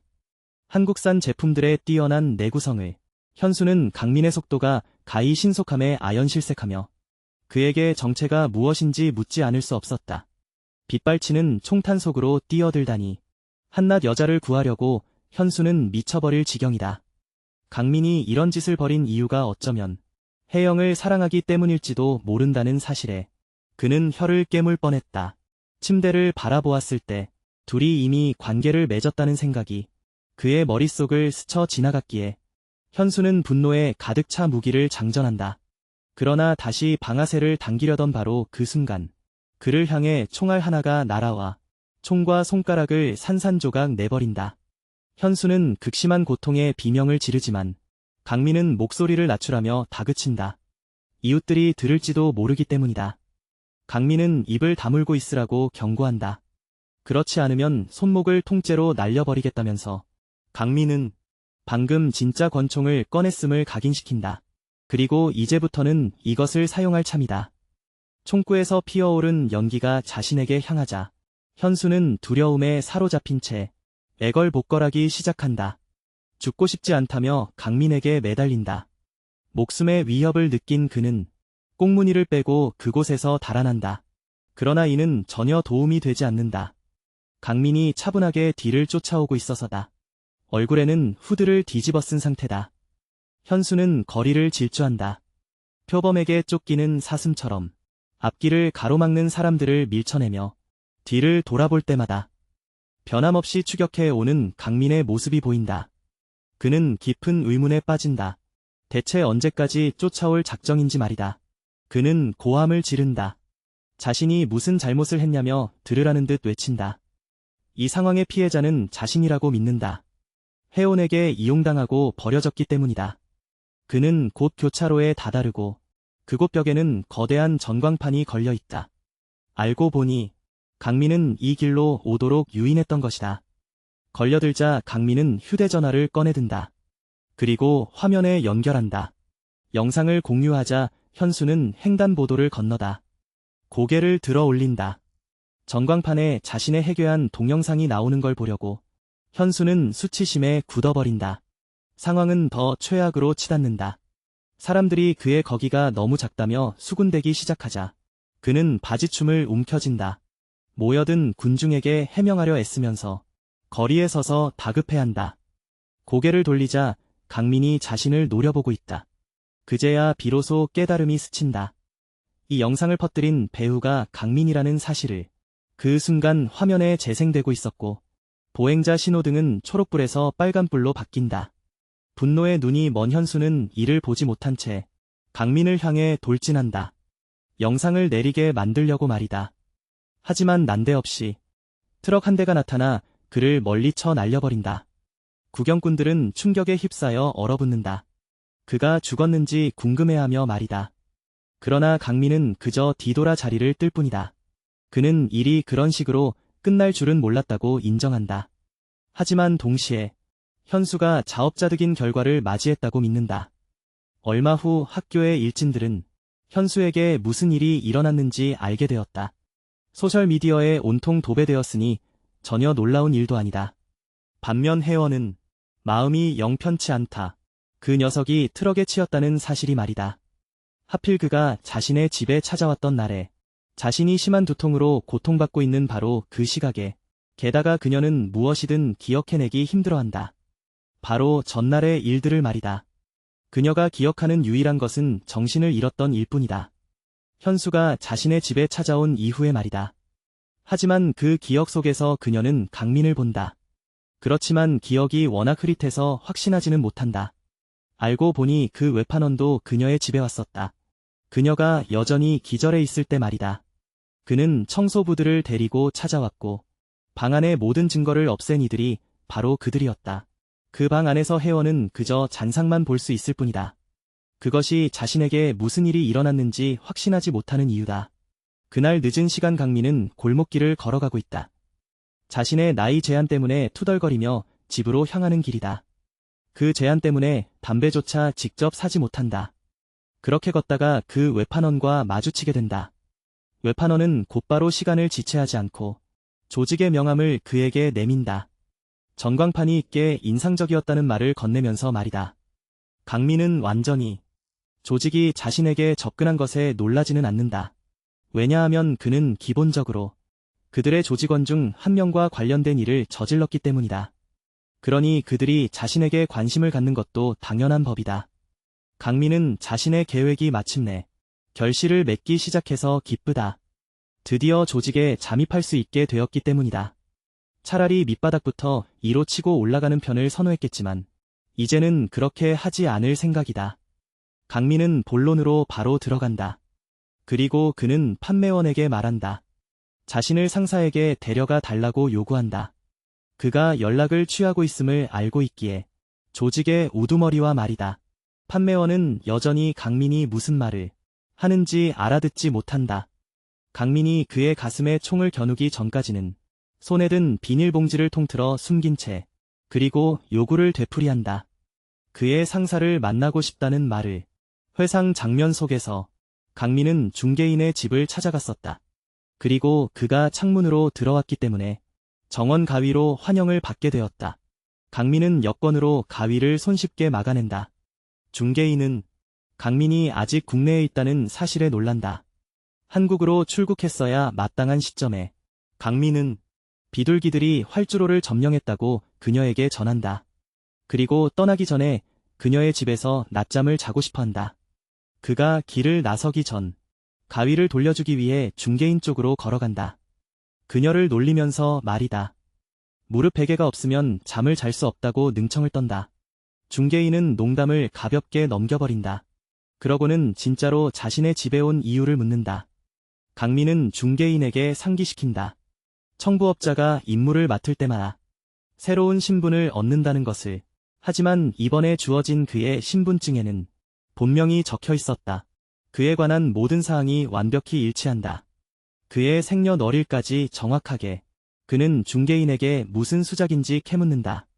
그녀는 계략이 아니라 일종의 배려라고 대답한다. 중개인은 그에게 다음 사실을 상기시킨다. 그가 계약을 끝마치고 나면 더 이상 스페이드 A가 아니라 자신의 삶을 되찾은 강민이 될 것이라고. 강민은 자유라는 것 자체가 전혀 와닿지 않는다고 인정한다. 그에게 있어서 예를 들자면 그가 막강한 권력자들을 처단했을 때도 어떤 보상도 주어지지 않았었다. 돈을 제외하고는. 그래서 의문이 생겼다. 어째서 평범한 한국인 한 명의 목숨값으로 그에게 자유가 주어지는지 말이다. 중개인은 말한다. 이것은 윗선에서 내린 결정이라고. 그러니 그 일로 스트레스 받지 않는 편이 좋다며. 강민은 깜짝 놀란다. 중개인조차 세부 사항을 전부 알지는 못한다는 사실에. 그러자 그녀는 자신은 오직 공유할 뿐이라고 그에게 일깨운다. 확실하게 검증된 정보만을. 이어 중개인은 그에게 전할 물건이 있다고 이야기한다. 원래는 그에게 보내려고 계획했던 것을 그가 한국에 도착하는 대로. 그 정체는 바로 표적에 관한 상세 정보이다. 강민은 그 표적이 조직을 만들었다는 소식을 전해 듣는다. 그리고 매우 치밀한 점조직 형태로 운영되지만 그들이 가까스로 확보해낸 정보는 극소수 조직원의 이름뿐이라고 한다. 중개인은 그가 취할 첫 행동은 접근하는 것이라 말한다. 그들의 요원 중 한 명에게 말이다. 강민은 표적이 전부 학생이라는 사실에 경악하지만 중개인은 이런 겉모습에 절대 속아선 안 된다고 경고한다. 중개인은 해당 조직이 아주 깊숙이 어둠 속에 뿌리 내렸음을 알려준다. 그리고 현재 시점, 판매상은 침착하게 강민에게 속삭인다. 자신을 협박할 필요는 전혀 없다고. 그러자 강민은 곧바로 그의 가슴을 향해 총을 쏜다. 하지만 그것은 장난감 총으로 드러나고 강민은 오히려 판매상이 눈 하나 깜짝하지 않자 당황한다. 판매상은 자신이야말로 훨씬 더 놀라울 따름이라며 17살 먹은 애가 장난감을 들고 다닌다며 응수한다. 강민은 그게 장난감 총인 걸 어떻게 알았느냐고 다그치고 판매상은 그럴 리가 없지 않느냐며 대꾸한다. 고등학생이 진짜 총을 소지하고 있을 리는 말이다. 그는 강민에게 근거들을 추가로 제시한다. 무게가 훨씬 가볍다는 게 고스란히 느껴졌고 도색 상태도 엉망진창이었다고 설명하면서 단순하게 넘어가기는커녕 그 총의 문제점들을 낱낱이 나열하기 시작한다. 강민에게 한 가지 질문을 던지기 직전에 그는 귓속말을 하려고 강민의 곁으로 바짝 다가선다. 너의 진짜 목적이 도대체 무엇이냐고 물으며 그리고 정보망에 접근했는지 캐묻는다. 강민은 멍해진 채 소스라치게 뒤로 물러선다. 귀에 대고 속삭인 상대를 향해 격렬히 화를 내며 변태 같다며 강민은 상황을 역으로 받아친다. 판매상에게 소리치며 먼저 자신에게 접근한 쪽은 바로 당신이라고. 지금 내 집 바로 앞에 서 있기 때문이라며. 그러자 판매상은 이내 자리를 뜨려고 몸을 돌린다. 하지만 강민에게 덧붙이기를 그 주소지에서 너를 기다리고 있겠노라 전한다. 이튿날 명함에 적힌 대로 연락하자 판매원은 흥미로운 이야기를 꺼내놓고는 마침내 공기 중으로 흔적도 없이 사라진다. 그는 강민이 장난감 총을 쥐고 있음에도 확실한 화약 냄새가 난다고 말한다. 본인은 전혀 눈치채지 못하고 있지만 상대방은 모르는 사실인데 실제 강민은 등 뒤에 진짜 권총을 숨겨둔 상태였고 판매원이 그 사실을 꿰뚫어 본 것에 감탄하며 진짜 무기가 있다는 걸 알아챈 점에 놀란다. 이를 계기로 강민은 그 사내가 평범한 인간이 아니라 청부살인업자라는 사실을 직감한다. 은신처로 복귀한 직후 강민은 소속 조직에 보고를 올린다.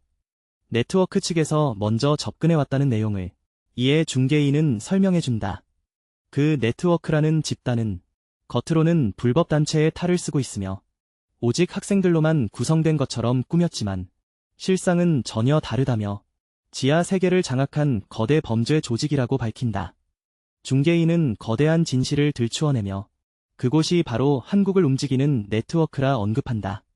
그러니 바탈라와 유사한 셈이라며 카지노로 신분을 위장한 그들처럼 네트워크는 기본적으로 학생들을 방패막이로 내세워 수사 당국의 눈을 속이는 동시에 지하에서 자신들의 진짜 본업을 수행한다고 전한다. 중개인은 아직 많은 부분이 베일에 쌓여 있어 그 조직에 대해 모르는 게 태반이라고 털어놓는다. 어쩌면 그들이 한국판 바탈라일지도 모른다고 시인하며 벌써 강민을 주시하고 있었다니 대단하다고 치켜세운다. 그 정도로 눈여겨보고 있었다는 사실에 감탄하지만 강민은 동의하지 않으며 중개인에게 반박하길 그동안 온갖 수단과 방법을 동원해 가용한 자원을 전부 수사에 쏟아부었음에도 여전히 최종 표적 근처에도 가지 못했다고 토로한다. 잘 들으라며 강민은 중개인에게 진짜 목표에 도달하려면 지금보다 훨씬 신속하게 움직여야 한다고 강조한다. 민은 현수가 트럭 사고로 사망한 것에 분통을 터뜨리는데 살아있었다면 필요한 정보를 캐낼 수 있었기 때문이다. 그러나 알지 못하는 사실이 있으니 현수는 죽지 않았고 병원 병실에서 한창 몸을 추스르는 중이었다. 그는 그저 침대에 누워 지내는 처지이지만 뉴스를 시청하다가 극도로 격분하게 되는데 경찰이 강민을 검거하지 못했다는 소식을 접했기 때문이다. 자신의 치부가 담긴 영상을 유포한 장본인을 말이다. 놀랍게도 전광판에는 그의 곁에서 그를 비웃는 낯선 의사가 보입니다. 현수는 그 남자를 향해 소리를 지르며 재미없으니 그만 비웃으라고 쏘아붙입니다. 의사는 왜 해커가 당신 영상을 유포했는지 묻고 현수는 잔뜩 화가 난 얼굴로 받아칩니다. 진짜 총을 가지고 있었으니 단순한 해커가 아니라고 말이죠. 이야기를 들은 의사는 깜짝 놀라는데 여기가 미국도 아니기 때문입니다. 하지만 현수 역시 영문을 모르기는 마찬가지입니다. 그러자 의사는 링거줄이 있는 곳으로 걸어갑니다. 현수가 아무것도 정말 모른다는 사실을 확인한 뒤에 말이죠. 의사는 그에게 나직이 건넵니다. 유용한 정보라도 좀 얻어볼까 했다고 말입니다. 하지만 아무것도 모르는 이상 이 병동에서 당신의 역할은 끝났다고 덧붙이죠.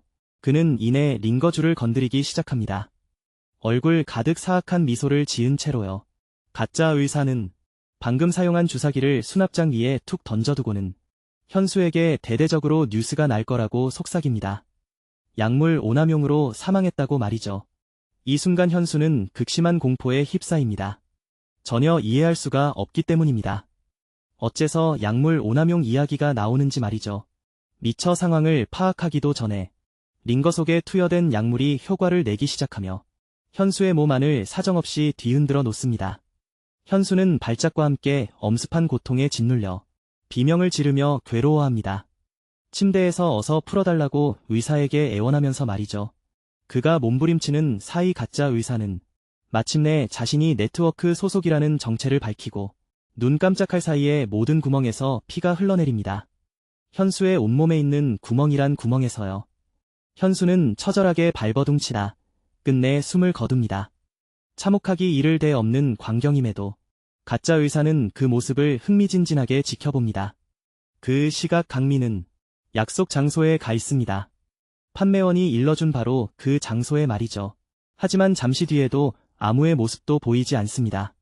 그때 가짜 의사가 나타나는데 이번에는 얼굴에 멋쩍은 미소를 띠고 있습니다. 조금 전 흘리던 광기 어린 웃음 대신에 말이죠. 강민은 약속 시간에 왜 이렇게 늦었냐며 그를 나무라고. 그는 고개를 숙입니다. 급히 처리해야 할 용무가 있었다고 해명하면서요. 그러자 강민이 그에게 묻습니다. 어제 만났던 판매원이 어디로 사라졌는지, 그리고 어째서 후드티 차림의 학생이 자기를 응대하고 있는지 의아해하며 그 남자를 놀려댄다. 성공한 사람을 먼저 보여주는 일종의 다단계, 사기 같은 게 아니냐고 넌지시 물어본다. 그 남자는 고개를 저으며 부인한다. 본인의 옷차림새는 초라해 보일지 몰라도 그 뒤엔 숨겨진 게 더 많다면서 말이다. 그는 차량 리모컨 키를 휙 꺼내더니 버튼을 누른다. 자동차가 신호에 반응하며 소리를 낸다. 이어서 강민이 고개를 돌렸을 때 눈앞에 롤스로이스 한 대가 이용을 드러내고 있다. 이 광경을 목격한 강민은 완전히 넋이 나간다. 그러더니 헐레벌떡 달려가 차를 핥기 시작한다. 그 사내에게 이렇게 치켜세우면서 말이다. 네트워크를 선택한 게 제 인생 최고의 결정이었다고. 그러자 사내가 어서 타자고 권한다. 강민은 잔뜩 흥분해서 차량 안으로 잽싸게 탑승한다. 그는 차창 밖으로 머리를 쑥 내민다. 얼굴에 부딪히는 시원한 바람을 만끽하려는 심산이다. 동시에 롤스로이스의 세부 스펙들을 줄줄이 읊조린다. 그 사내는 애써 만류하려 든다. 지금 하는 짓이 무척 위험한 행동이라고 주의를 주면서. 하지만 강민은 귓등으로도 듣지 않는다. 그러자 돌팔이 의사는 이내 끔찍한 일들을 나열하기 시작한다.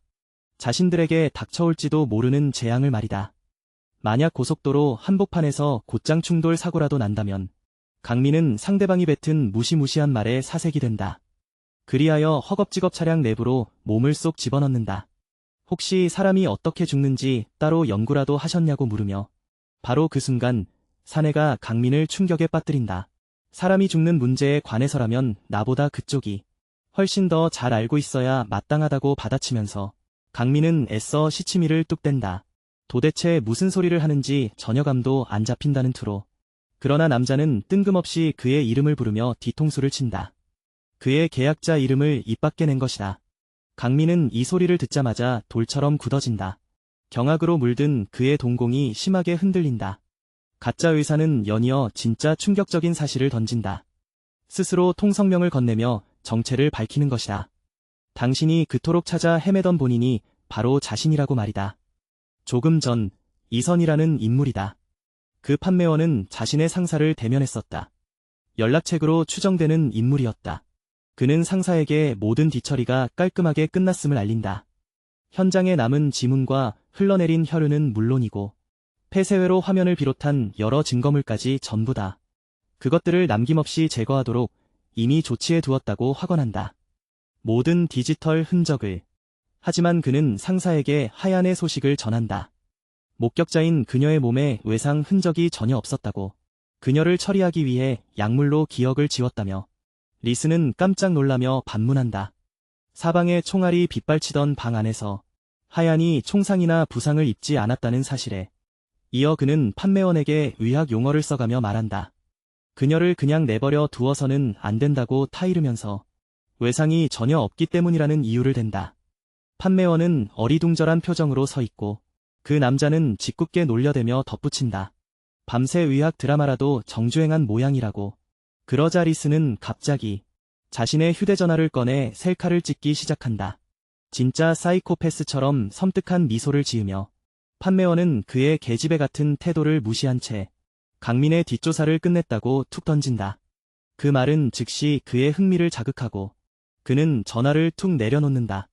이에 판매원은 서류상으로는 강민이 그저 평범한 고등학생에 불과했다고 언급한다. 하지만 새로이 밝혀낸 바에 따르면 그의 학교 데이터베이스는 전부 조작된 것이었다. 알고 보니 그는 강민의 신원을 확인해 보았던 것이다. 국제 브로커를 선을 통해서 바로 그때 잔혹한 진실을 마주하게 되었는데 그가 필리핀 출신이라는 사실과 다름 아닌 청부살인 업자라는 점이다. 상사의 얼굴에서 미소가 싹 가신다. 전문 킬러가 그런 성가신 고생을 감수했다는 게 믿기지 않아서 고작 고등학생 한 명과 맞서 싸우는 그런 수고를 들였다는 사실이. 판매원은 자신 역시 처음엔 믿지 않았다고 답한다. 그렇기에 더욱 깊숙이 파헤쳐 보았고 그 결과 그가 몸담고 있는 조직이 바타이아라는 사실을 알아냈다. 가짜 의사의 얼굴에서 표정이 순식간에 사라진다. 그 이름을 듣는 순간 그는 판매원에게 자신이 제대로 들은 게 맞냐고 확인한다. 판매원이 고개를 끄덕이자 가짜 의사에 찌푸려졌던 낯빛이 즉각 흥분으로 가득 찬 이의 모습으로 변한다. 강민이 필리핀 최고의 청부 살인 집단 출신인 만큼 그는 반드시 직접 대면해야겠다고 결심했다. 다시 현재로 돌아와 강민은 넋이 나간 상태다. 리사가 자신에게 통성명을 건네오자 차 안에서 강민의 심장은 걷잡을 수 없이 요동친다.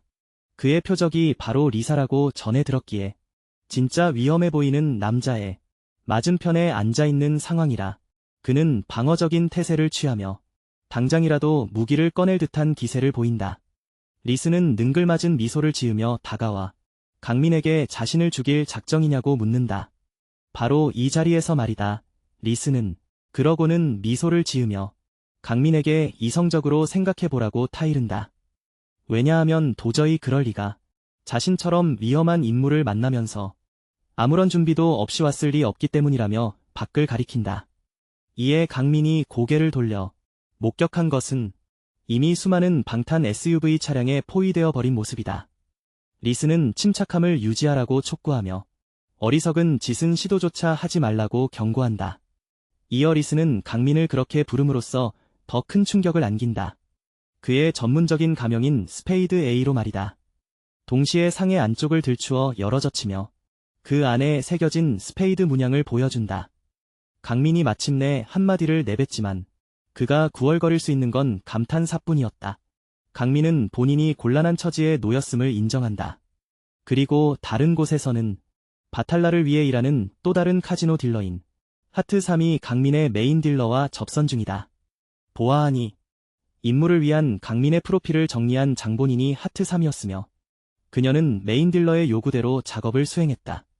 그녀는 메인 딜러가 원하던 방식 그대로 처리했던 것이다. 하지만 하트3은 딜러에게 본인의 결정에 확신이 있느냐고 묻는다.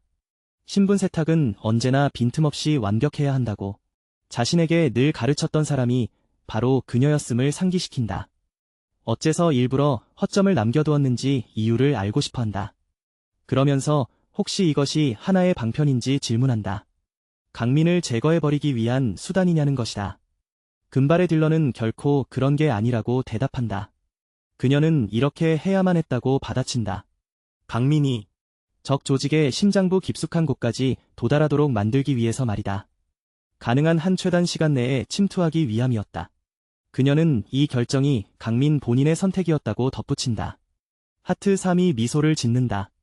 마침내 강민의 의도를 알아차렸기 때문이다. 그저 적 조직을 유인하기 위한 미끼를 던졌을 뿐임을 최대한 빨리 자신을 찾아내도록 유도한 것이다. 그렇다 하더라도 하트3은 앞으로 어떤 전개가 펼쳐질지 여전히 호기심을 느낀다.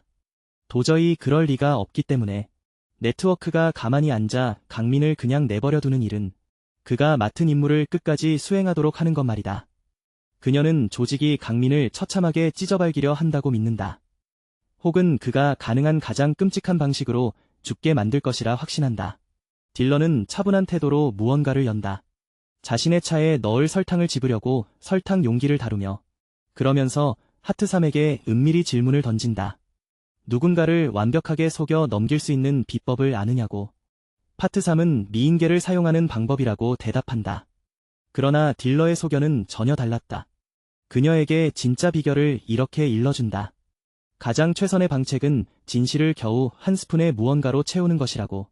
거짓말이라고 그녀는 나지막이 덧붙인다. 그것은 단 하나의 요소를 혼합하는 아주 명쾌한 기법이라며 100%의 순수한 진실 속에 한 숟가락의 거짓을 버무리는 방식이다. 다시 롤스로이스 안 리스는 강민에게 슬쩍 운을 뗀다. 본인이 그 진짜 사유를 이미 확실히 파악하고 있다는 듯 가짜 신분으로 위장하여 한국땅을 밟은 진짜 목적을 말이다. 리스는 독자적인 추측을 내놓기 시작한다. 혹시 현재 바탈라라는 세력에게 추격당하는 신세인지 강민에게 던지며 그는 거침없이 혼자만의 짐작을 계속 이어간다. 강민을 향해 단호하게 속삭였다. 지금 벌이는 일련의 행동들이 다소 무모해 보인다고. 그제야 강민은 비로소 침묵을 깨기로 결심한다. 그리고 리슨에게 어떤 예기치 못한 사건이 발생했음을 덤덤히 고한다. 자신을 극도로 격노케 만든 일이라 하자 리슨은 깊은 흥미를 보인다.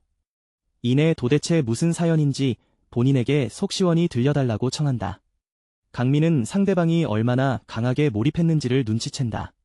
자신의 설계가 한치의 오차도 없이 맞아떨어지는 상황에 흡족해한다. 마침내 모든 무대가 완벽하게 구축되었기 때문이다.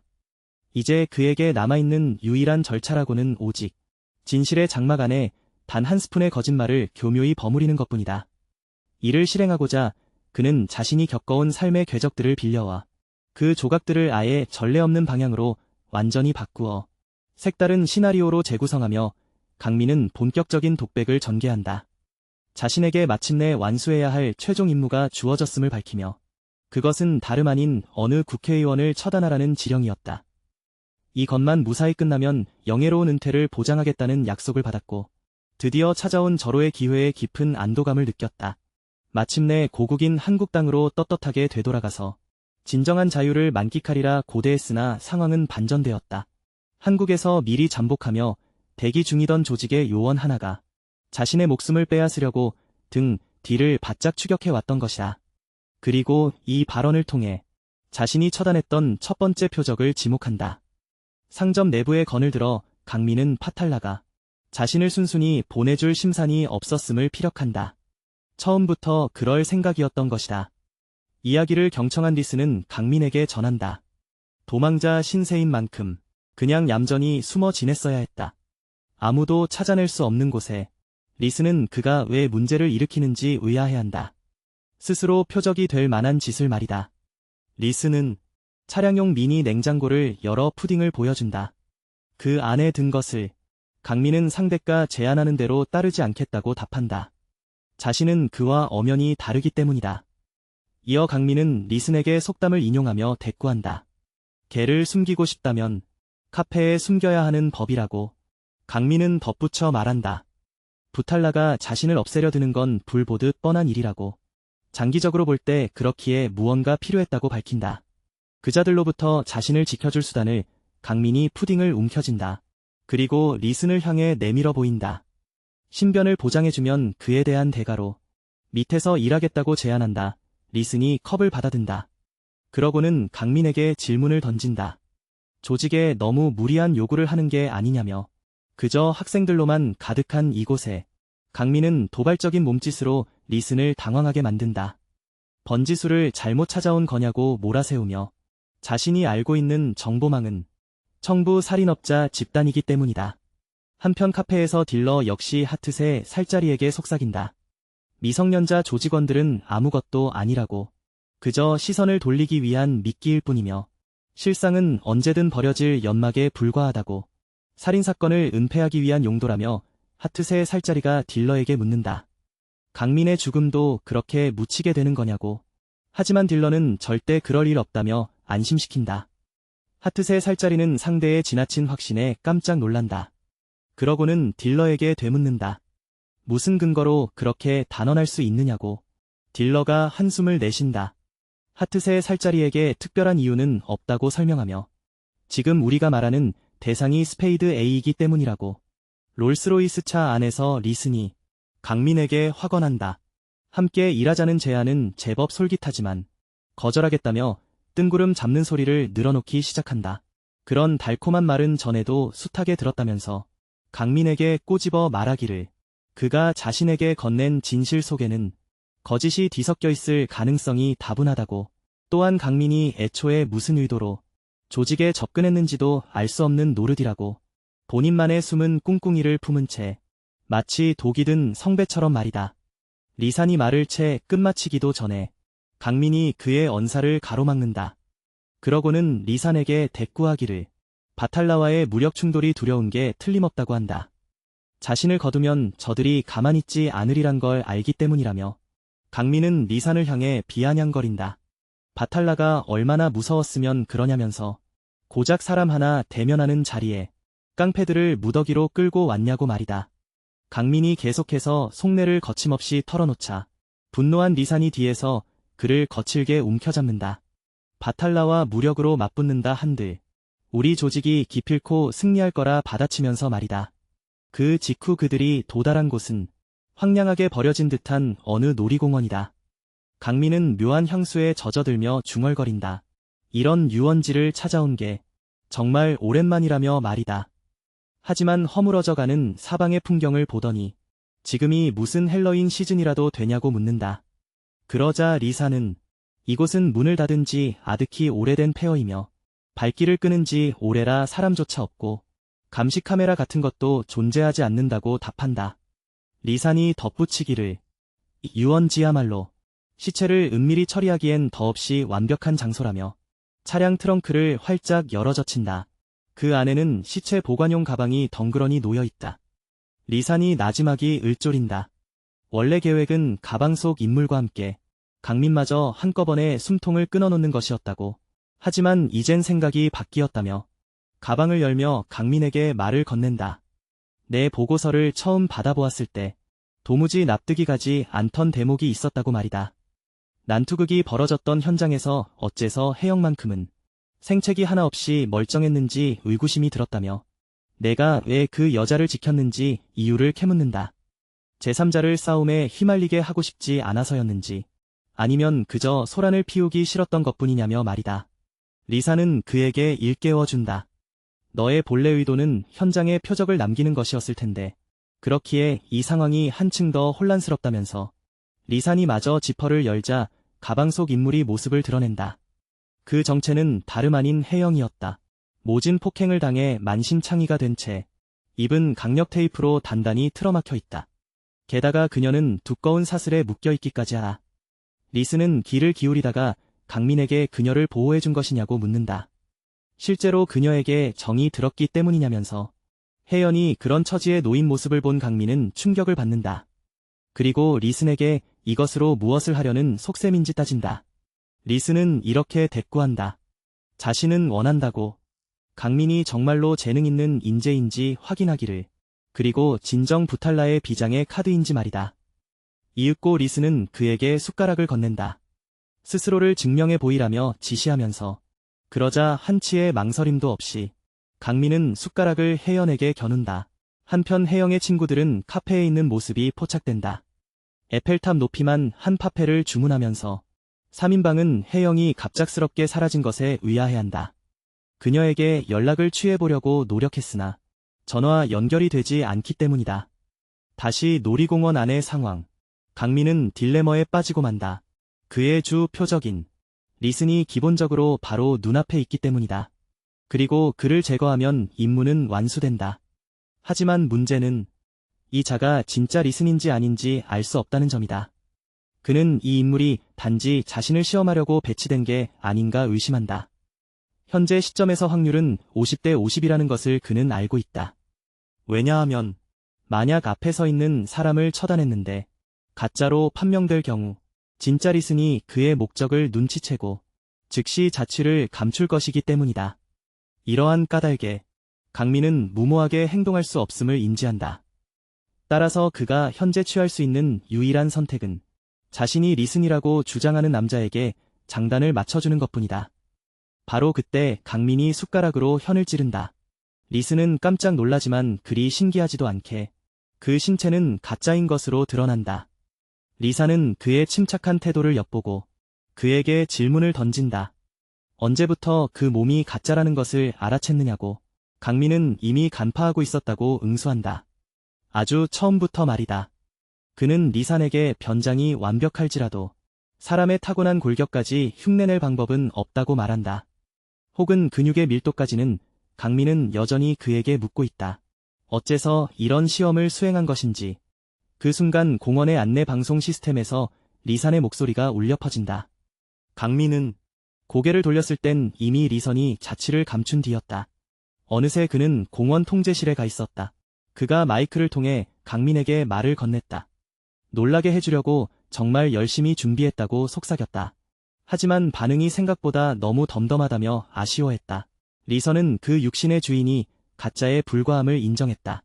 그저 그의 친구로 위장하고 있었을 뿐이라고 말이다. 리선이 고백하기를 진짜 몸은 네트워크 소속 요원의 것이라 밝혔다. 강민이 미처 알아차리기도 전에 트렁크에 있던 자가 그의 등 뒤에 나타났다. 그리고 리선은 강민에게 그 역시 계약자라는 사실을 알려주었다. 사실 그는 과거 네트워크의 일원이었다. 한마디로 배신자인 셈이다. 그 배신자는 이내 얼굴에 씌운 희연의 변장을 벗겨냈다. 진짜 얼굴을 드러내기 위해서였다. 드러난 모습은 녹색 눈동자를 지닌 금발 사내였다. 그의 본명은 리 데니얼이었다. 이 광경을 목격한 강민의 안색이 어두워졌다.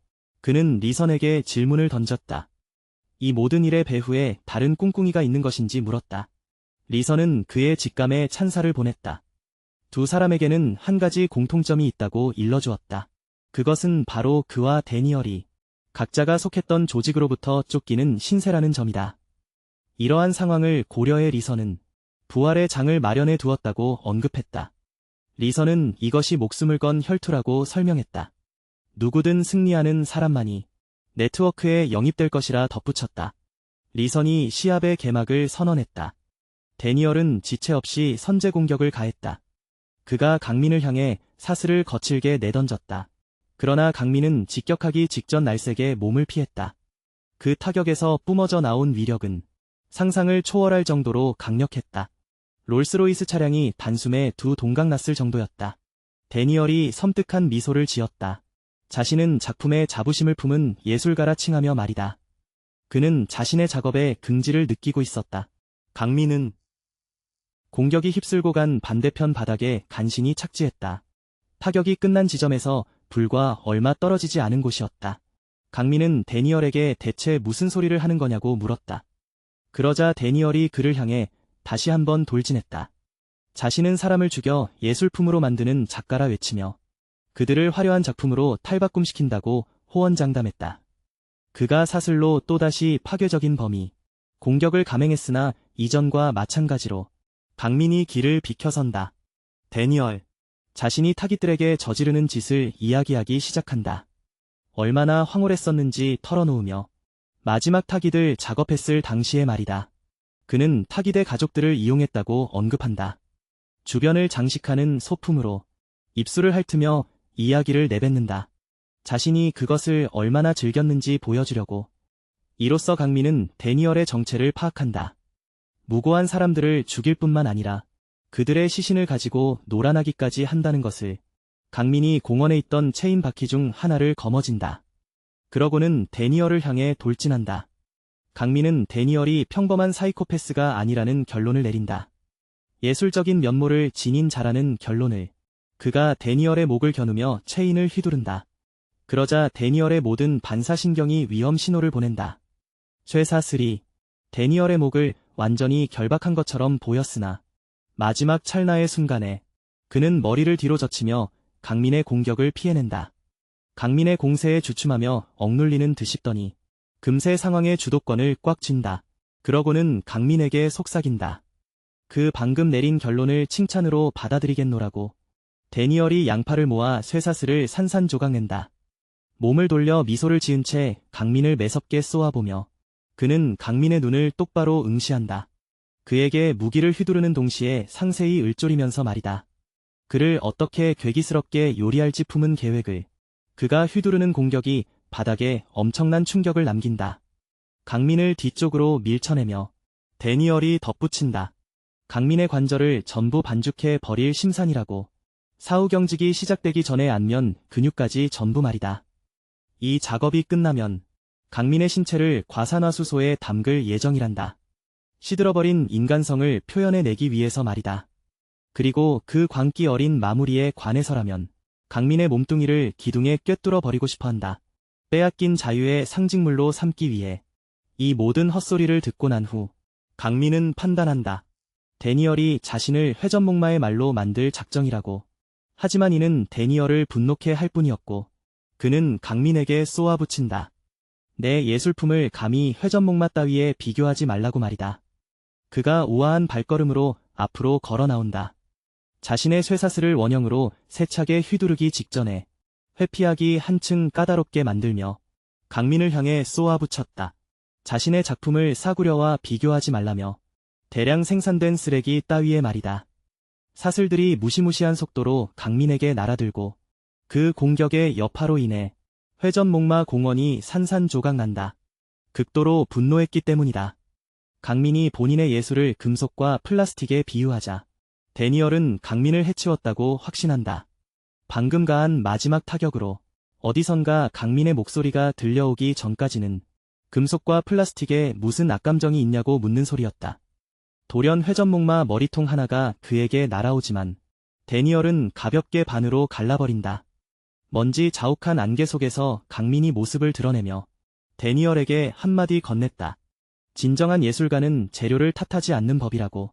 바로 그 순간 데니얼이 고개를 들자 수많은 지지대들이 자신이 있는 방향으로 날아오고 있었다. 그는 기둥들을 피하기 위해 뒤로 껑충 뛰어오르며 강민을 비웃기 시작했다. 겨우 이따위 어설픈 공격을 쓰냐면서 말이다. 그러나 자신에게 닥친 참혹한 현실을 이내 깨닫게 된다. 날아온 기둥들이 사슬을 내리쳤다는 사실을 알아차렸을 때 그것들이 얽히고 설켜 옴짝달싹 못하게 그를 묶어버렸다. 강민이 미소를 지었다. 자신의 작품이 어떤지 데니얼의 소감을 물으면서. 왜냐하면 그가 사실상 죽은 말 한마리로 마법진을 완성해냈기 때문이다. 데니얼은 움직이려 애썼지만 기둥들이 전부 바닥에 단단히 박혀버렸음을 실감한다. 엄청나게 굳건했고 바로 그 찰나 강민은 하이라이트를 기대하라며 소리친다. 갑자기 대관람차의 탑승석 한 칸이 하늘에서 맹렬하게 추락한다. 데니얼은 공포에 질린 채 쳐다보았고 그 거대한 쇳덩어리가 자신을 덮쳤다. 이것은 엄청난 충격을 안겼고 사방으로 흙먼지를 흩뿌렸다. 마치 폭탄처럼 먼지가 마침내 걷혔을 때 데니얼은 놀랍게도 살아남은 상태였다. 머리에 가벼운 부상만 입은 채로 그는 강민의 촌스러운 안목을 조롱했고 바로 그때 장난감 강아지 마리가 곁에 나타난다. 데니얼은 저 장난감 개가 왜 저기 있나 의아해했고 그 순간 강민이 기념품점 밖으로 걸어 나왔다. 장난감 왕관을 머리에 쓴 모습으로 손에는 또 다른 기묘한 물건을 쥔 채였다. 그는 데니얼에게 무심하게 말한다. 방금 전 떠들던 불평은 듣지 못했다고. 연장을 찾느라 정신이 없었던 탓에. 이어 강민이 손에 쥔 물건을 내보인다. 그것은 바로 분홍색 장난감 요술봉이었고 데니얼은 결국 황당함에 사로잡힌다. 강민은 대수롭지 않게 장난감을 작동시킨다. 데니얼에게 설명하며 모든 악을 멸할 권능이 깃들어 있다고. 이 소리를 들은 데니얼은 실소를 터뜨린다. 그리고 강민에게 받아친다. 그 물건은 눈뜨고 봐주기엔 너무 유치할 뿐이라고. 그가 강민에게 묻는다. 진심으로 그 장난감을 무기로 쓸 작정이냐고. 자신을 상대로. 이에 강민은 과거 그가 했던 말을 상기시킨다. 진정한 장인은 연장을 탓하지 않는 법이라고. 데니얼은 셔츠 한 자락을 찢어내며 부정한다. 강민에게 고하길, 고수면 고수일수록 자신의 무기에 더욱 민감하게 반응한다고 말이다. 강민은 그 모습을 보고 경악을 금치 못한다. 셔츠를 풀어헤쳐 만들어낸 실을 다루는 광경에 강민은 저토록 변태 같을 수가 있는지 믿기지 않아 질색하며 두 눈을 질끈 감아버린다. 그런 식으로 실을 꺼내다니 제정신이냐며 타박한다. 데니얼이 강민에게 일러준다. 그의 눈앞에 있는 건 평범한 옷감이 아니라고. 이것은 극도로 섬세하다고 장담하며 마치 붓끝처럼 부드러우면서도 동시에 상상을 초월할 만큼 날카로움을 유지한다고 덧붙인다. 그 순간 강민은 실이 이미 자신을 향해 쇄도하고 있음을 직감한다. 데니얼이 그것을 날려 보냄과 동시에 강민이 즉시 반응하여 고개를 숙여 공격을 피해낸다. 놀랍게도 그 실은 무시무시한 위력을 발휘하며 그대로 조각상을 베어 넘겨버린다. 바로 강민의 등 뒤에 서 있던 이 시점에서 강민은 비로소 깨닫는다. 저 실을 결코 만만하게 봐서는 안 된다는 것을. 데니얼이 순식간에 둘 사이의 거리를 좁혀온다. 그러고는 실을 이용해 강민의 목을 치려고 시도한다. 하지만 강민이 장난감을 작동시켜 데니얼을 향해 비눗방울을 발사한다. 이것이 데니얼의 눈 속으로 비눗방울이 들어가며 그의 주의를 분산시킨다. 장난감 내부에서 흘러나오는 녹음된 음성은 신성한 방울로 사악한 마족 무리를 토벌하기 위해 제작되었음을 을조린다. 데니얼은 쓰라린 듯 눈을 비벼대며 자신의 완벽한 피부를 망쳐놓았다며 강민을 원망한다. 그가 저렴한 화학물질이라 부르는 것으로 그가 눈을 떴을 무렵에는 강민은 이미 사라진 후였다. 강민이 어디로 갔는지 의아해하게 만들며 그는 정신분열증 환자처럼 혼잣말을 시작한다. 강민이 도망친 거냐고 물으면서 그러는 동안 강민은 사용해 오고 있었다. 그의 전투 패턴을 분석하기 위해 그 시간 내내 그리고 무기에 있어서만큼은 알아차렸다. 데니얼이 정말 위력적이라는 사실을 묵직한 타격을 활용하는 것부터 사슬의 무게를 이용해 정밀한 배기와 가느다란 실을 사용하는 것까지 그는 기술자다. 상반된 두 가지 전투 스타일을 통달한 하지만 그의 실전 야전 전술 능력은 상대를 추적하는 것 같은 심각하게 부족하다. 분석을 끝마쳤기에 강민은 이제 싸움을 끝낼 시간임을 직감한다. 강민은 숨어있던 곳에서 밖을 살핀다. 데니얼이 사라졌다는 것을 깨닫고 못생긴 곰 인형 둘을 남겨둔 채 자신을 속이려고 실로 함께 묶어놓은 그는 이것이 무엇인지 의아해한다. 그 순간 데니얼이 그의 뒤에 나타난다. 강민은 자신이 공격당할 것임을 감지한다. 그리고 이에 즉각적으로 반응한다. 머리는 보호해낼 수 있었지만 얼굴에 베인 상처를 입는다. 손에 쥐고 있던 분홍색 장난감마저 놓치면서 데니얼은 강민에게 계속 쓰레기 같은 독설을 퍼붓는다. 이제 널 죽일 시간이라 말하며 그러나 바로 그때 그는 자신의 머리 근처에서 기이한 목소리를 듣는다. 주변을 둘러보지만 강민이 이미 자신의 목을 찔렀음을 깨달을 뿐이다. 장난감 요술봉으로 데니얼이 그것을 뽑아내자 목에서 피가 솟구친다. 극심한 통증을 유발하며 그는 고통의 비명을 지른다. 그러자 강민은 예수를 운운할 정신이 있냐며 면박을 준다. 죽기 직전인 마당에 쓰레기 같은 소리를 한다고. 바로 그때 데니얼은 제 목을 움켜쥔다. 그리고 오락실 건물 안으로 돌진한다. 강민은 천천히 그의 뒤를 쫓는다. 그의 목에서 떨어진 핏자국을 따라 추적하며 그는 건물 안으로 걸어 들어간다. 겁먹은 고양이처럼 도망친다며 데니얼을 비웃으며 그저 죽는 게 두렵다는 이유로 바닥에 무릎을 꿇고 있는 데니얼을 그가 발견한다. 데니얼은 출혈을 최소화하기 위해 실을 사용해 마치 붕대처럼 자신의 목을 감아놓은 상태다. 이윽고 데니얼은 철 구조물에 관한 이야기를 늘어놓기 시작하고 강민은 영문을 몰라 어리둥절해한다. 하지만 강민은 알아차린다. 온 바닥이 실로 뒤덮여 있다는 사실을. 그러고는 데니얼에게 도대체 무슨 소리를 짓거리는 거냐고 묻는다. 강민은 죽기 직전이 되어서야 예술가에서 철학자로 직업을 바꾼 거냐며 그를 비웃는다. 하지만 데니얼은 그의 말을 정정하며 자신에게 지금 일어나고 있는 현상은 영감이라고 일침한다. 그는 죽음의 문턱에 다다르고 나서야 중요한 무언가에 눈을 뜨게 되었다고 고백한다. 데니얼은 죽음에 이끌려가느니 차라리 자신이 죽음을 직접 끌어당기기로 결심했다고 언급한다. 알고 보니 그는 실을 거대한 구조물에 연결해둔 상태였다. 바로 상가 건물 위에 솟아있는 그것의 말이다. 강민은 여전히 상대가 하는 말을 이해하지 못하며 피를 워낙 많이 흘린 탓에 헛소리를 하는 것이라 치부한다. 그때 문득 강민은 깨닫는다. 데니얼이 자신을 위해 미리 쳐놓은 복잡하게 얽힌 실 한가운데에 서 있다는 사실을. 데니얼은 흥분한 기색으로 강민에게 이 방에서 절대 빠져나갈 수 없다고 소리친다. 그리고 남아있는 모든 쥐어짜내어 데니얼은 자리에서 일어선다. 강민을 바라보며 내가 바로 나의 가장 위대한 걸작이라 말하는 동시에 말이다. 하지만 데니얼은 간신히 목숨만 붙어있는 상태로 그의 눈과 코와 입에서는 액체가 흘러내린다. 그는 강민에게 비바람에 깎여나가며 단지 몇 가닥의 실에 의지해 균형을 잃어가는 거대하고 육중한 철골의 소리가 들리느냐고 질문한다. 알고 보니 데니얼은 이미 그 구조물을 자신들의 머리 위로 끌어당기는 중이었다. 강민은 사태가 얼마나 심각한지 절감한다. 몸을 움직일 수 없게 되자 데니얼은 그에게 우리가 서로를 죽이게 된 이 상황이 얼마나 아름답냐고 을조린다. 강민이 공포에 질려 어쩔 줄 모르는 사이 데니얼이 돌진하여 그를 껴안는다. 그러고는 기댄 말을 속삭인다. 내 걸작의 제목은 바로 죽음의 포옹이라고. 바로 그 순간 구조물이 건물을 덮치며 무너져 내린다. 데니얼이 강민을 붙잡고 늘어지는 동안 건물이 그들의 머리 위로 무너져 내린다. 얼마 후 리신이 붕괴된 건축물 외곽에 서 있는 모습이 보이고 그는 놀라움을 금치 못한다. 거대한 오락실이 어떻게 먼지더미로 변해버렸는지에 대해 제이슨은 데니얼이 진정으로 죽음을 택했다는 사실을 믿지 못한다. 생존을 건 승부의 세계에서 바로 그 순간 그가 뒤를 돌아서며 강민의 모습을 드러낸다. 그의 곁에 나란히 서 있는 강민은 완전히 멀쩡해 보이며 단지 담배에 불을 붙이느라 애를 먹고 있을 뿐이다. 강민은 리신에게 상기시킨다. 자신은 요청받은 바를 이미 다 해냈다고.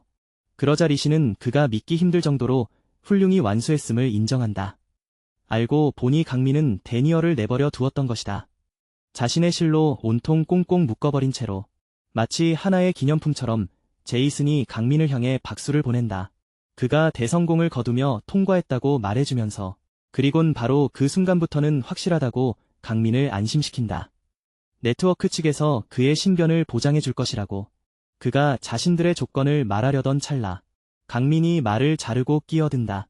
그 누구가 되었든 확실하게 처리하겠다고 확언하며 그들이 자신에게 죽이기를 원하는 자라면 말이다.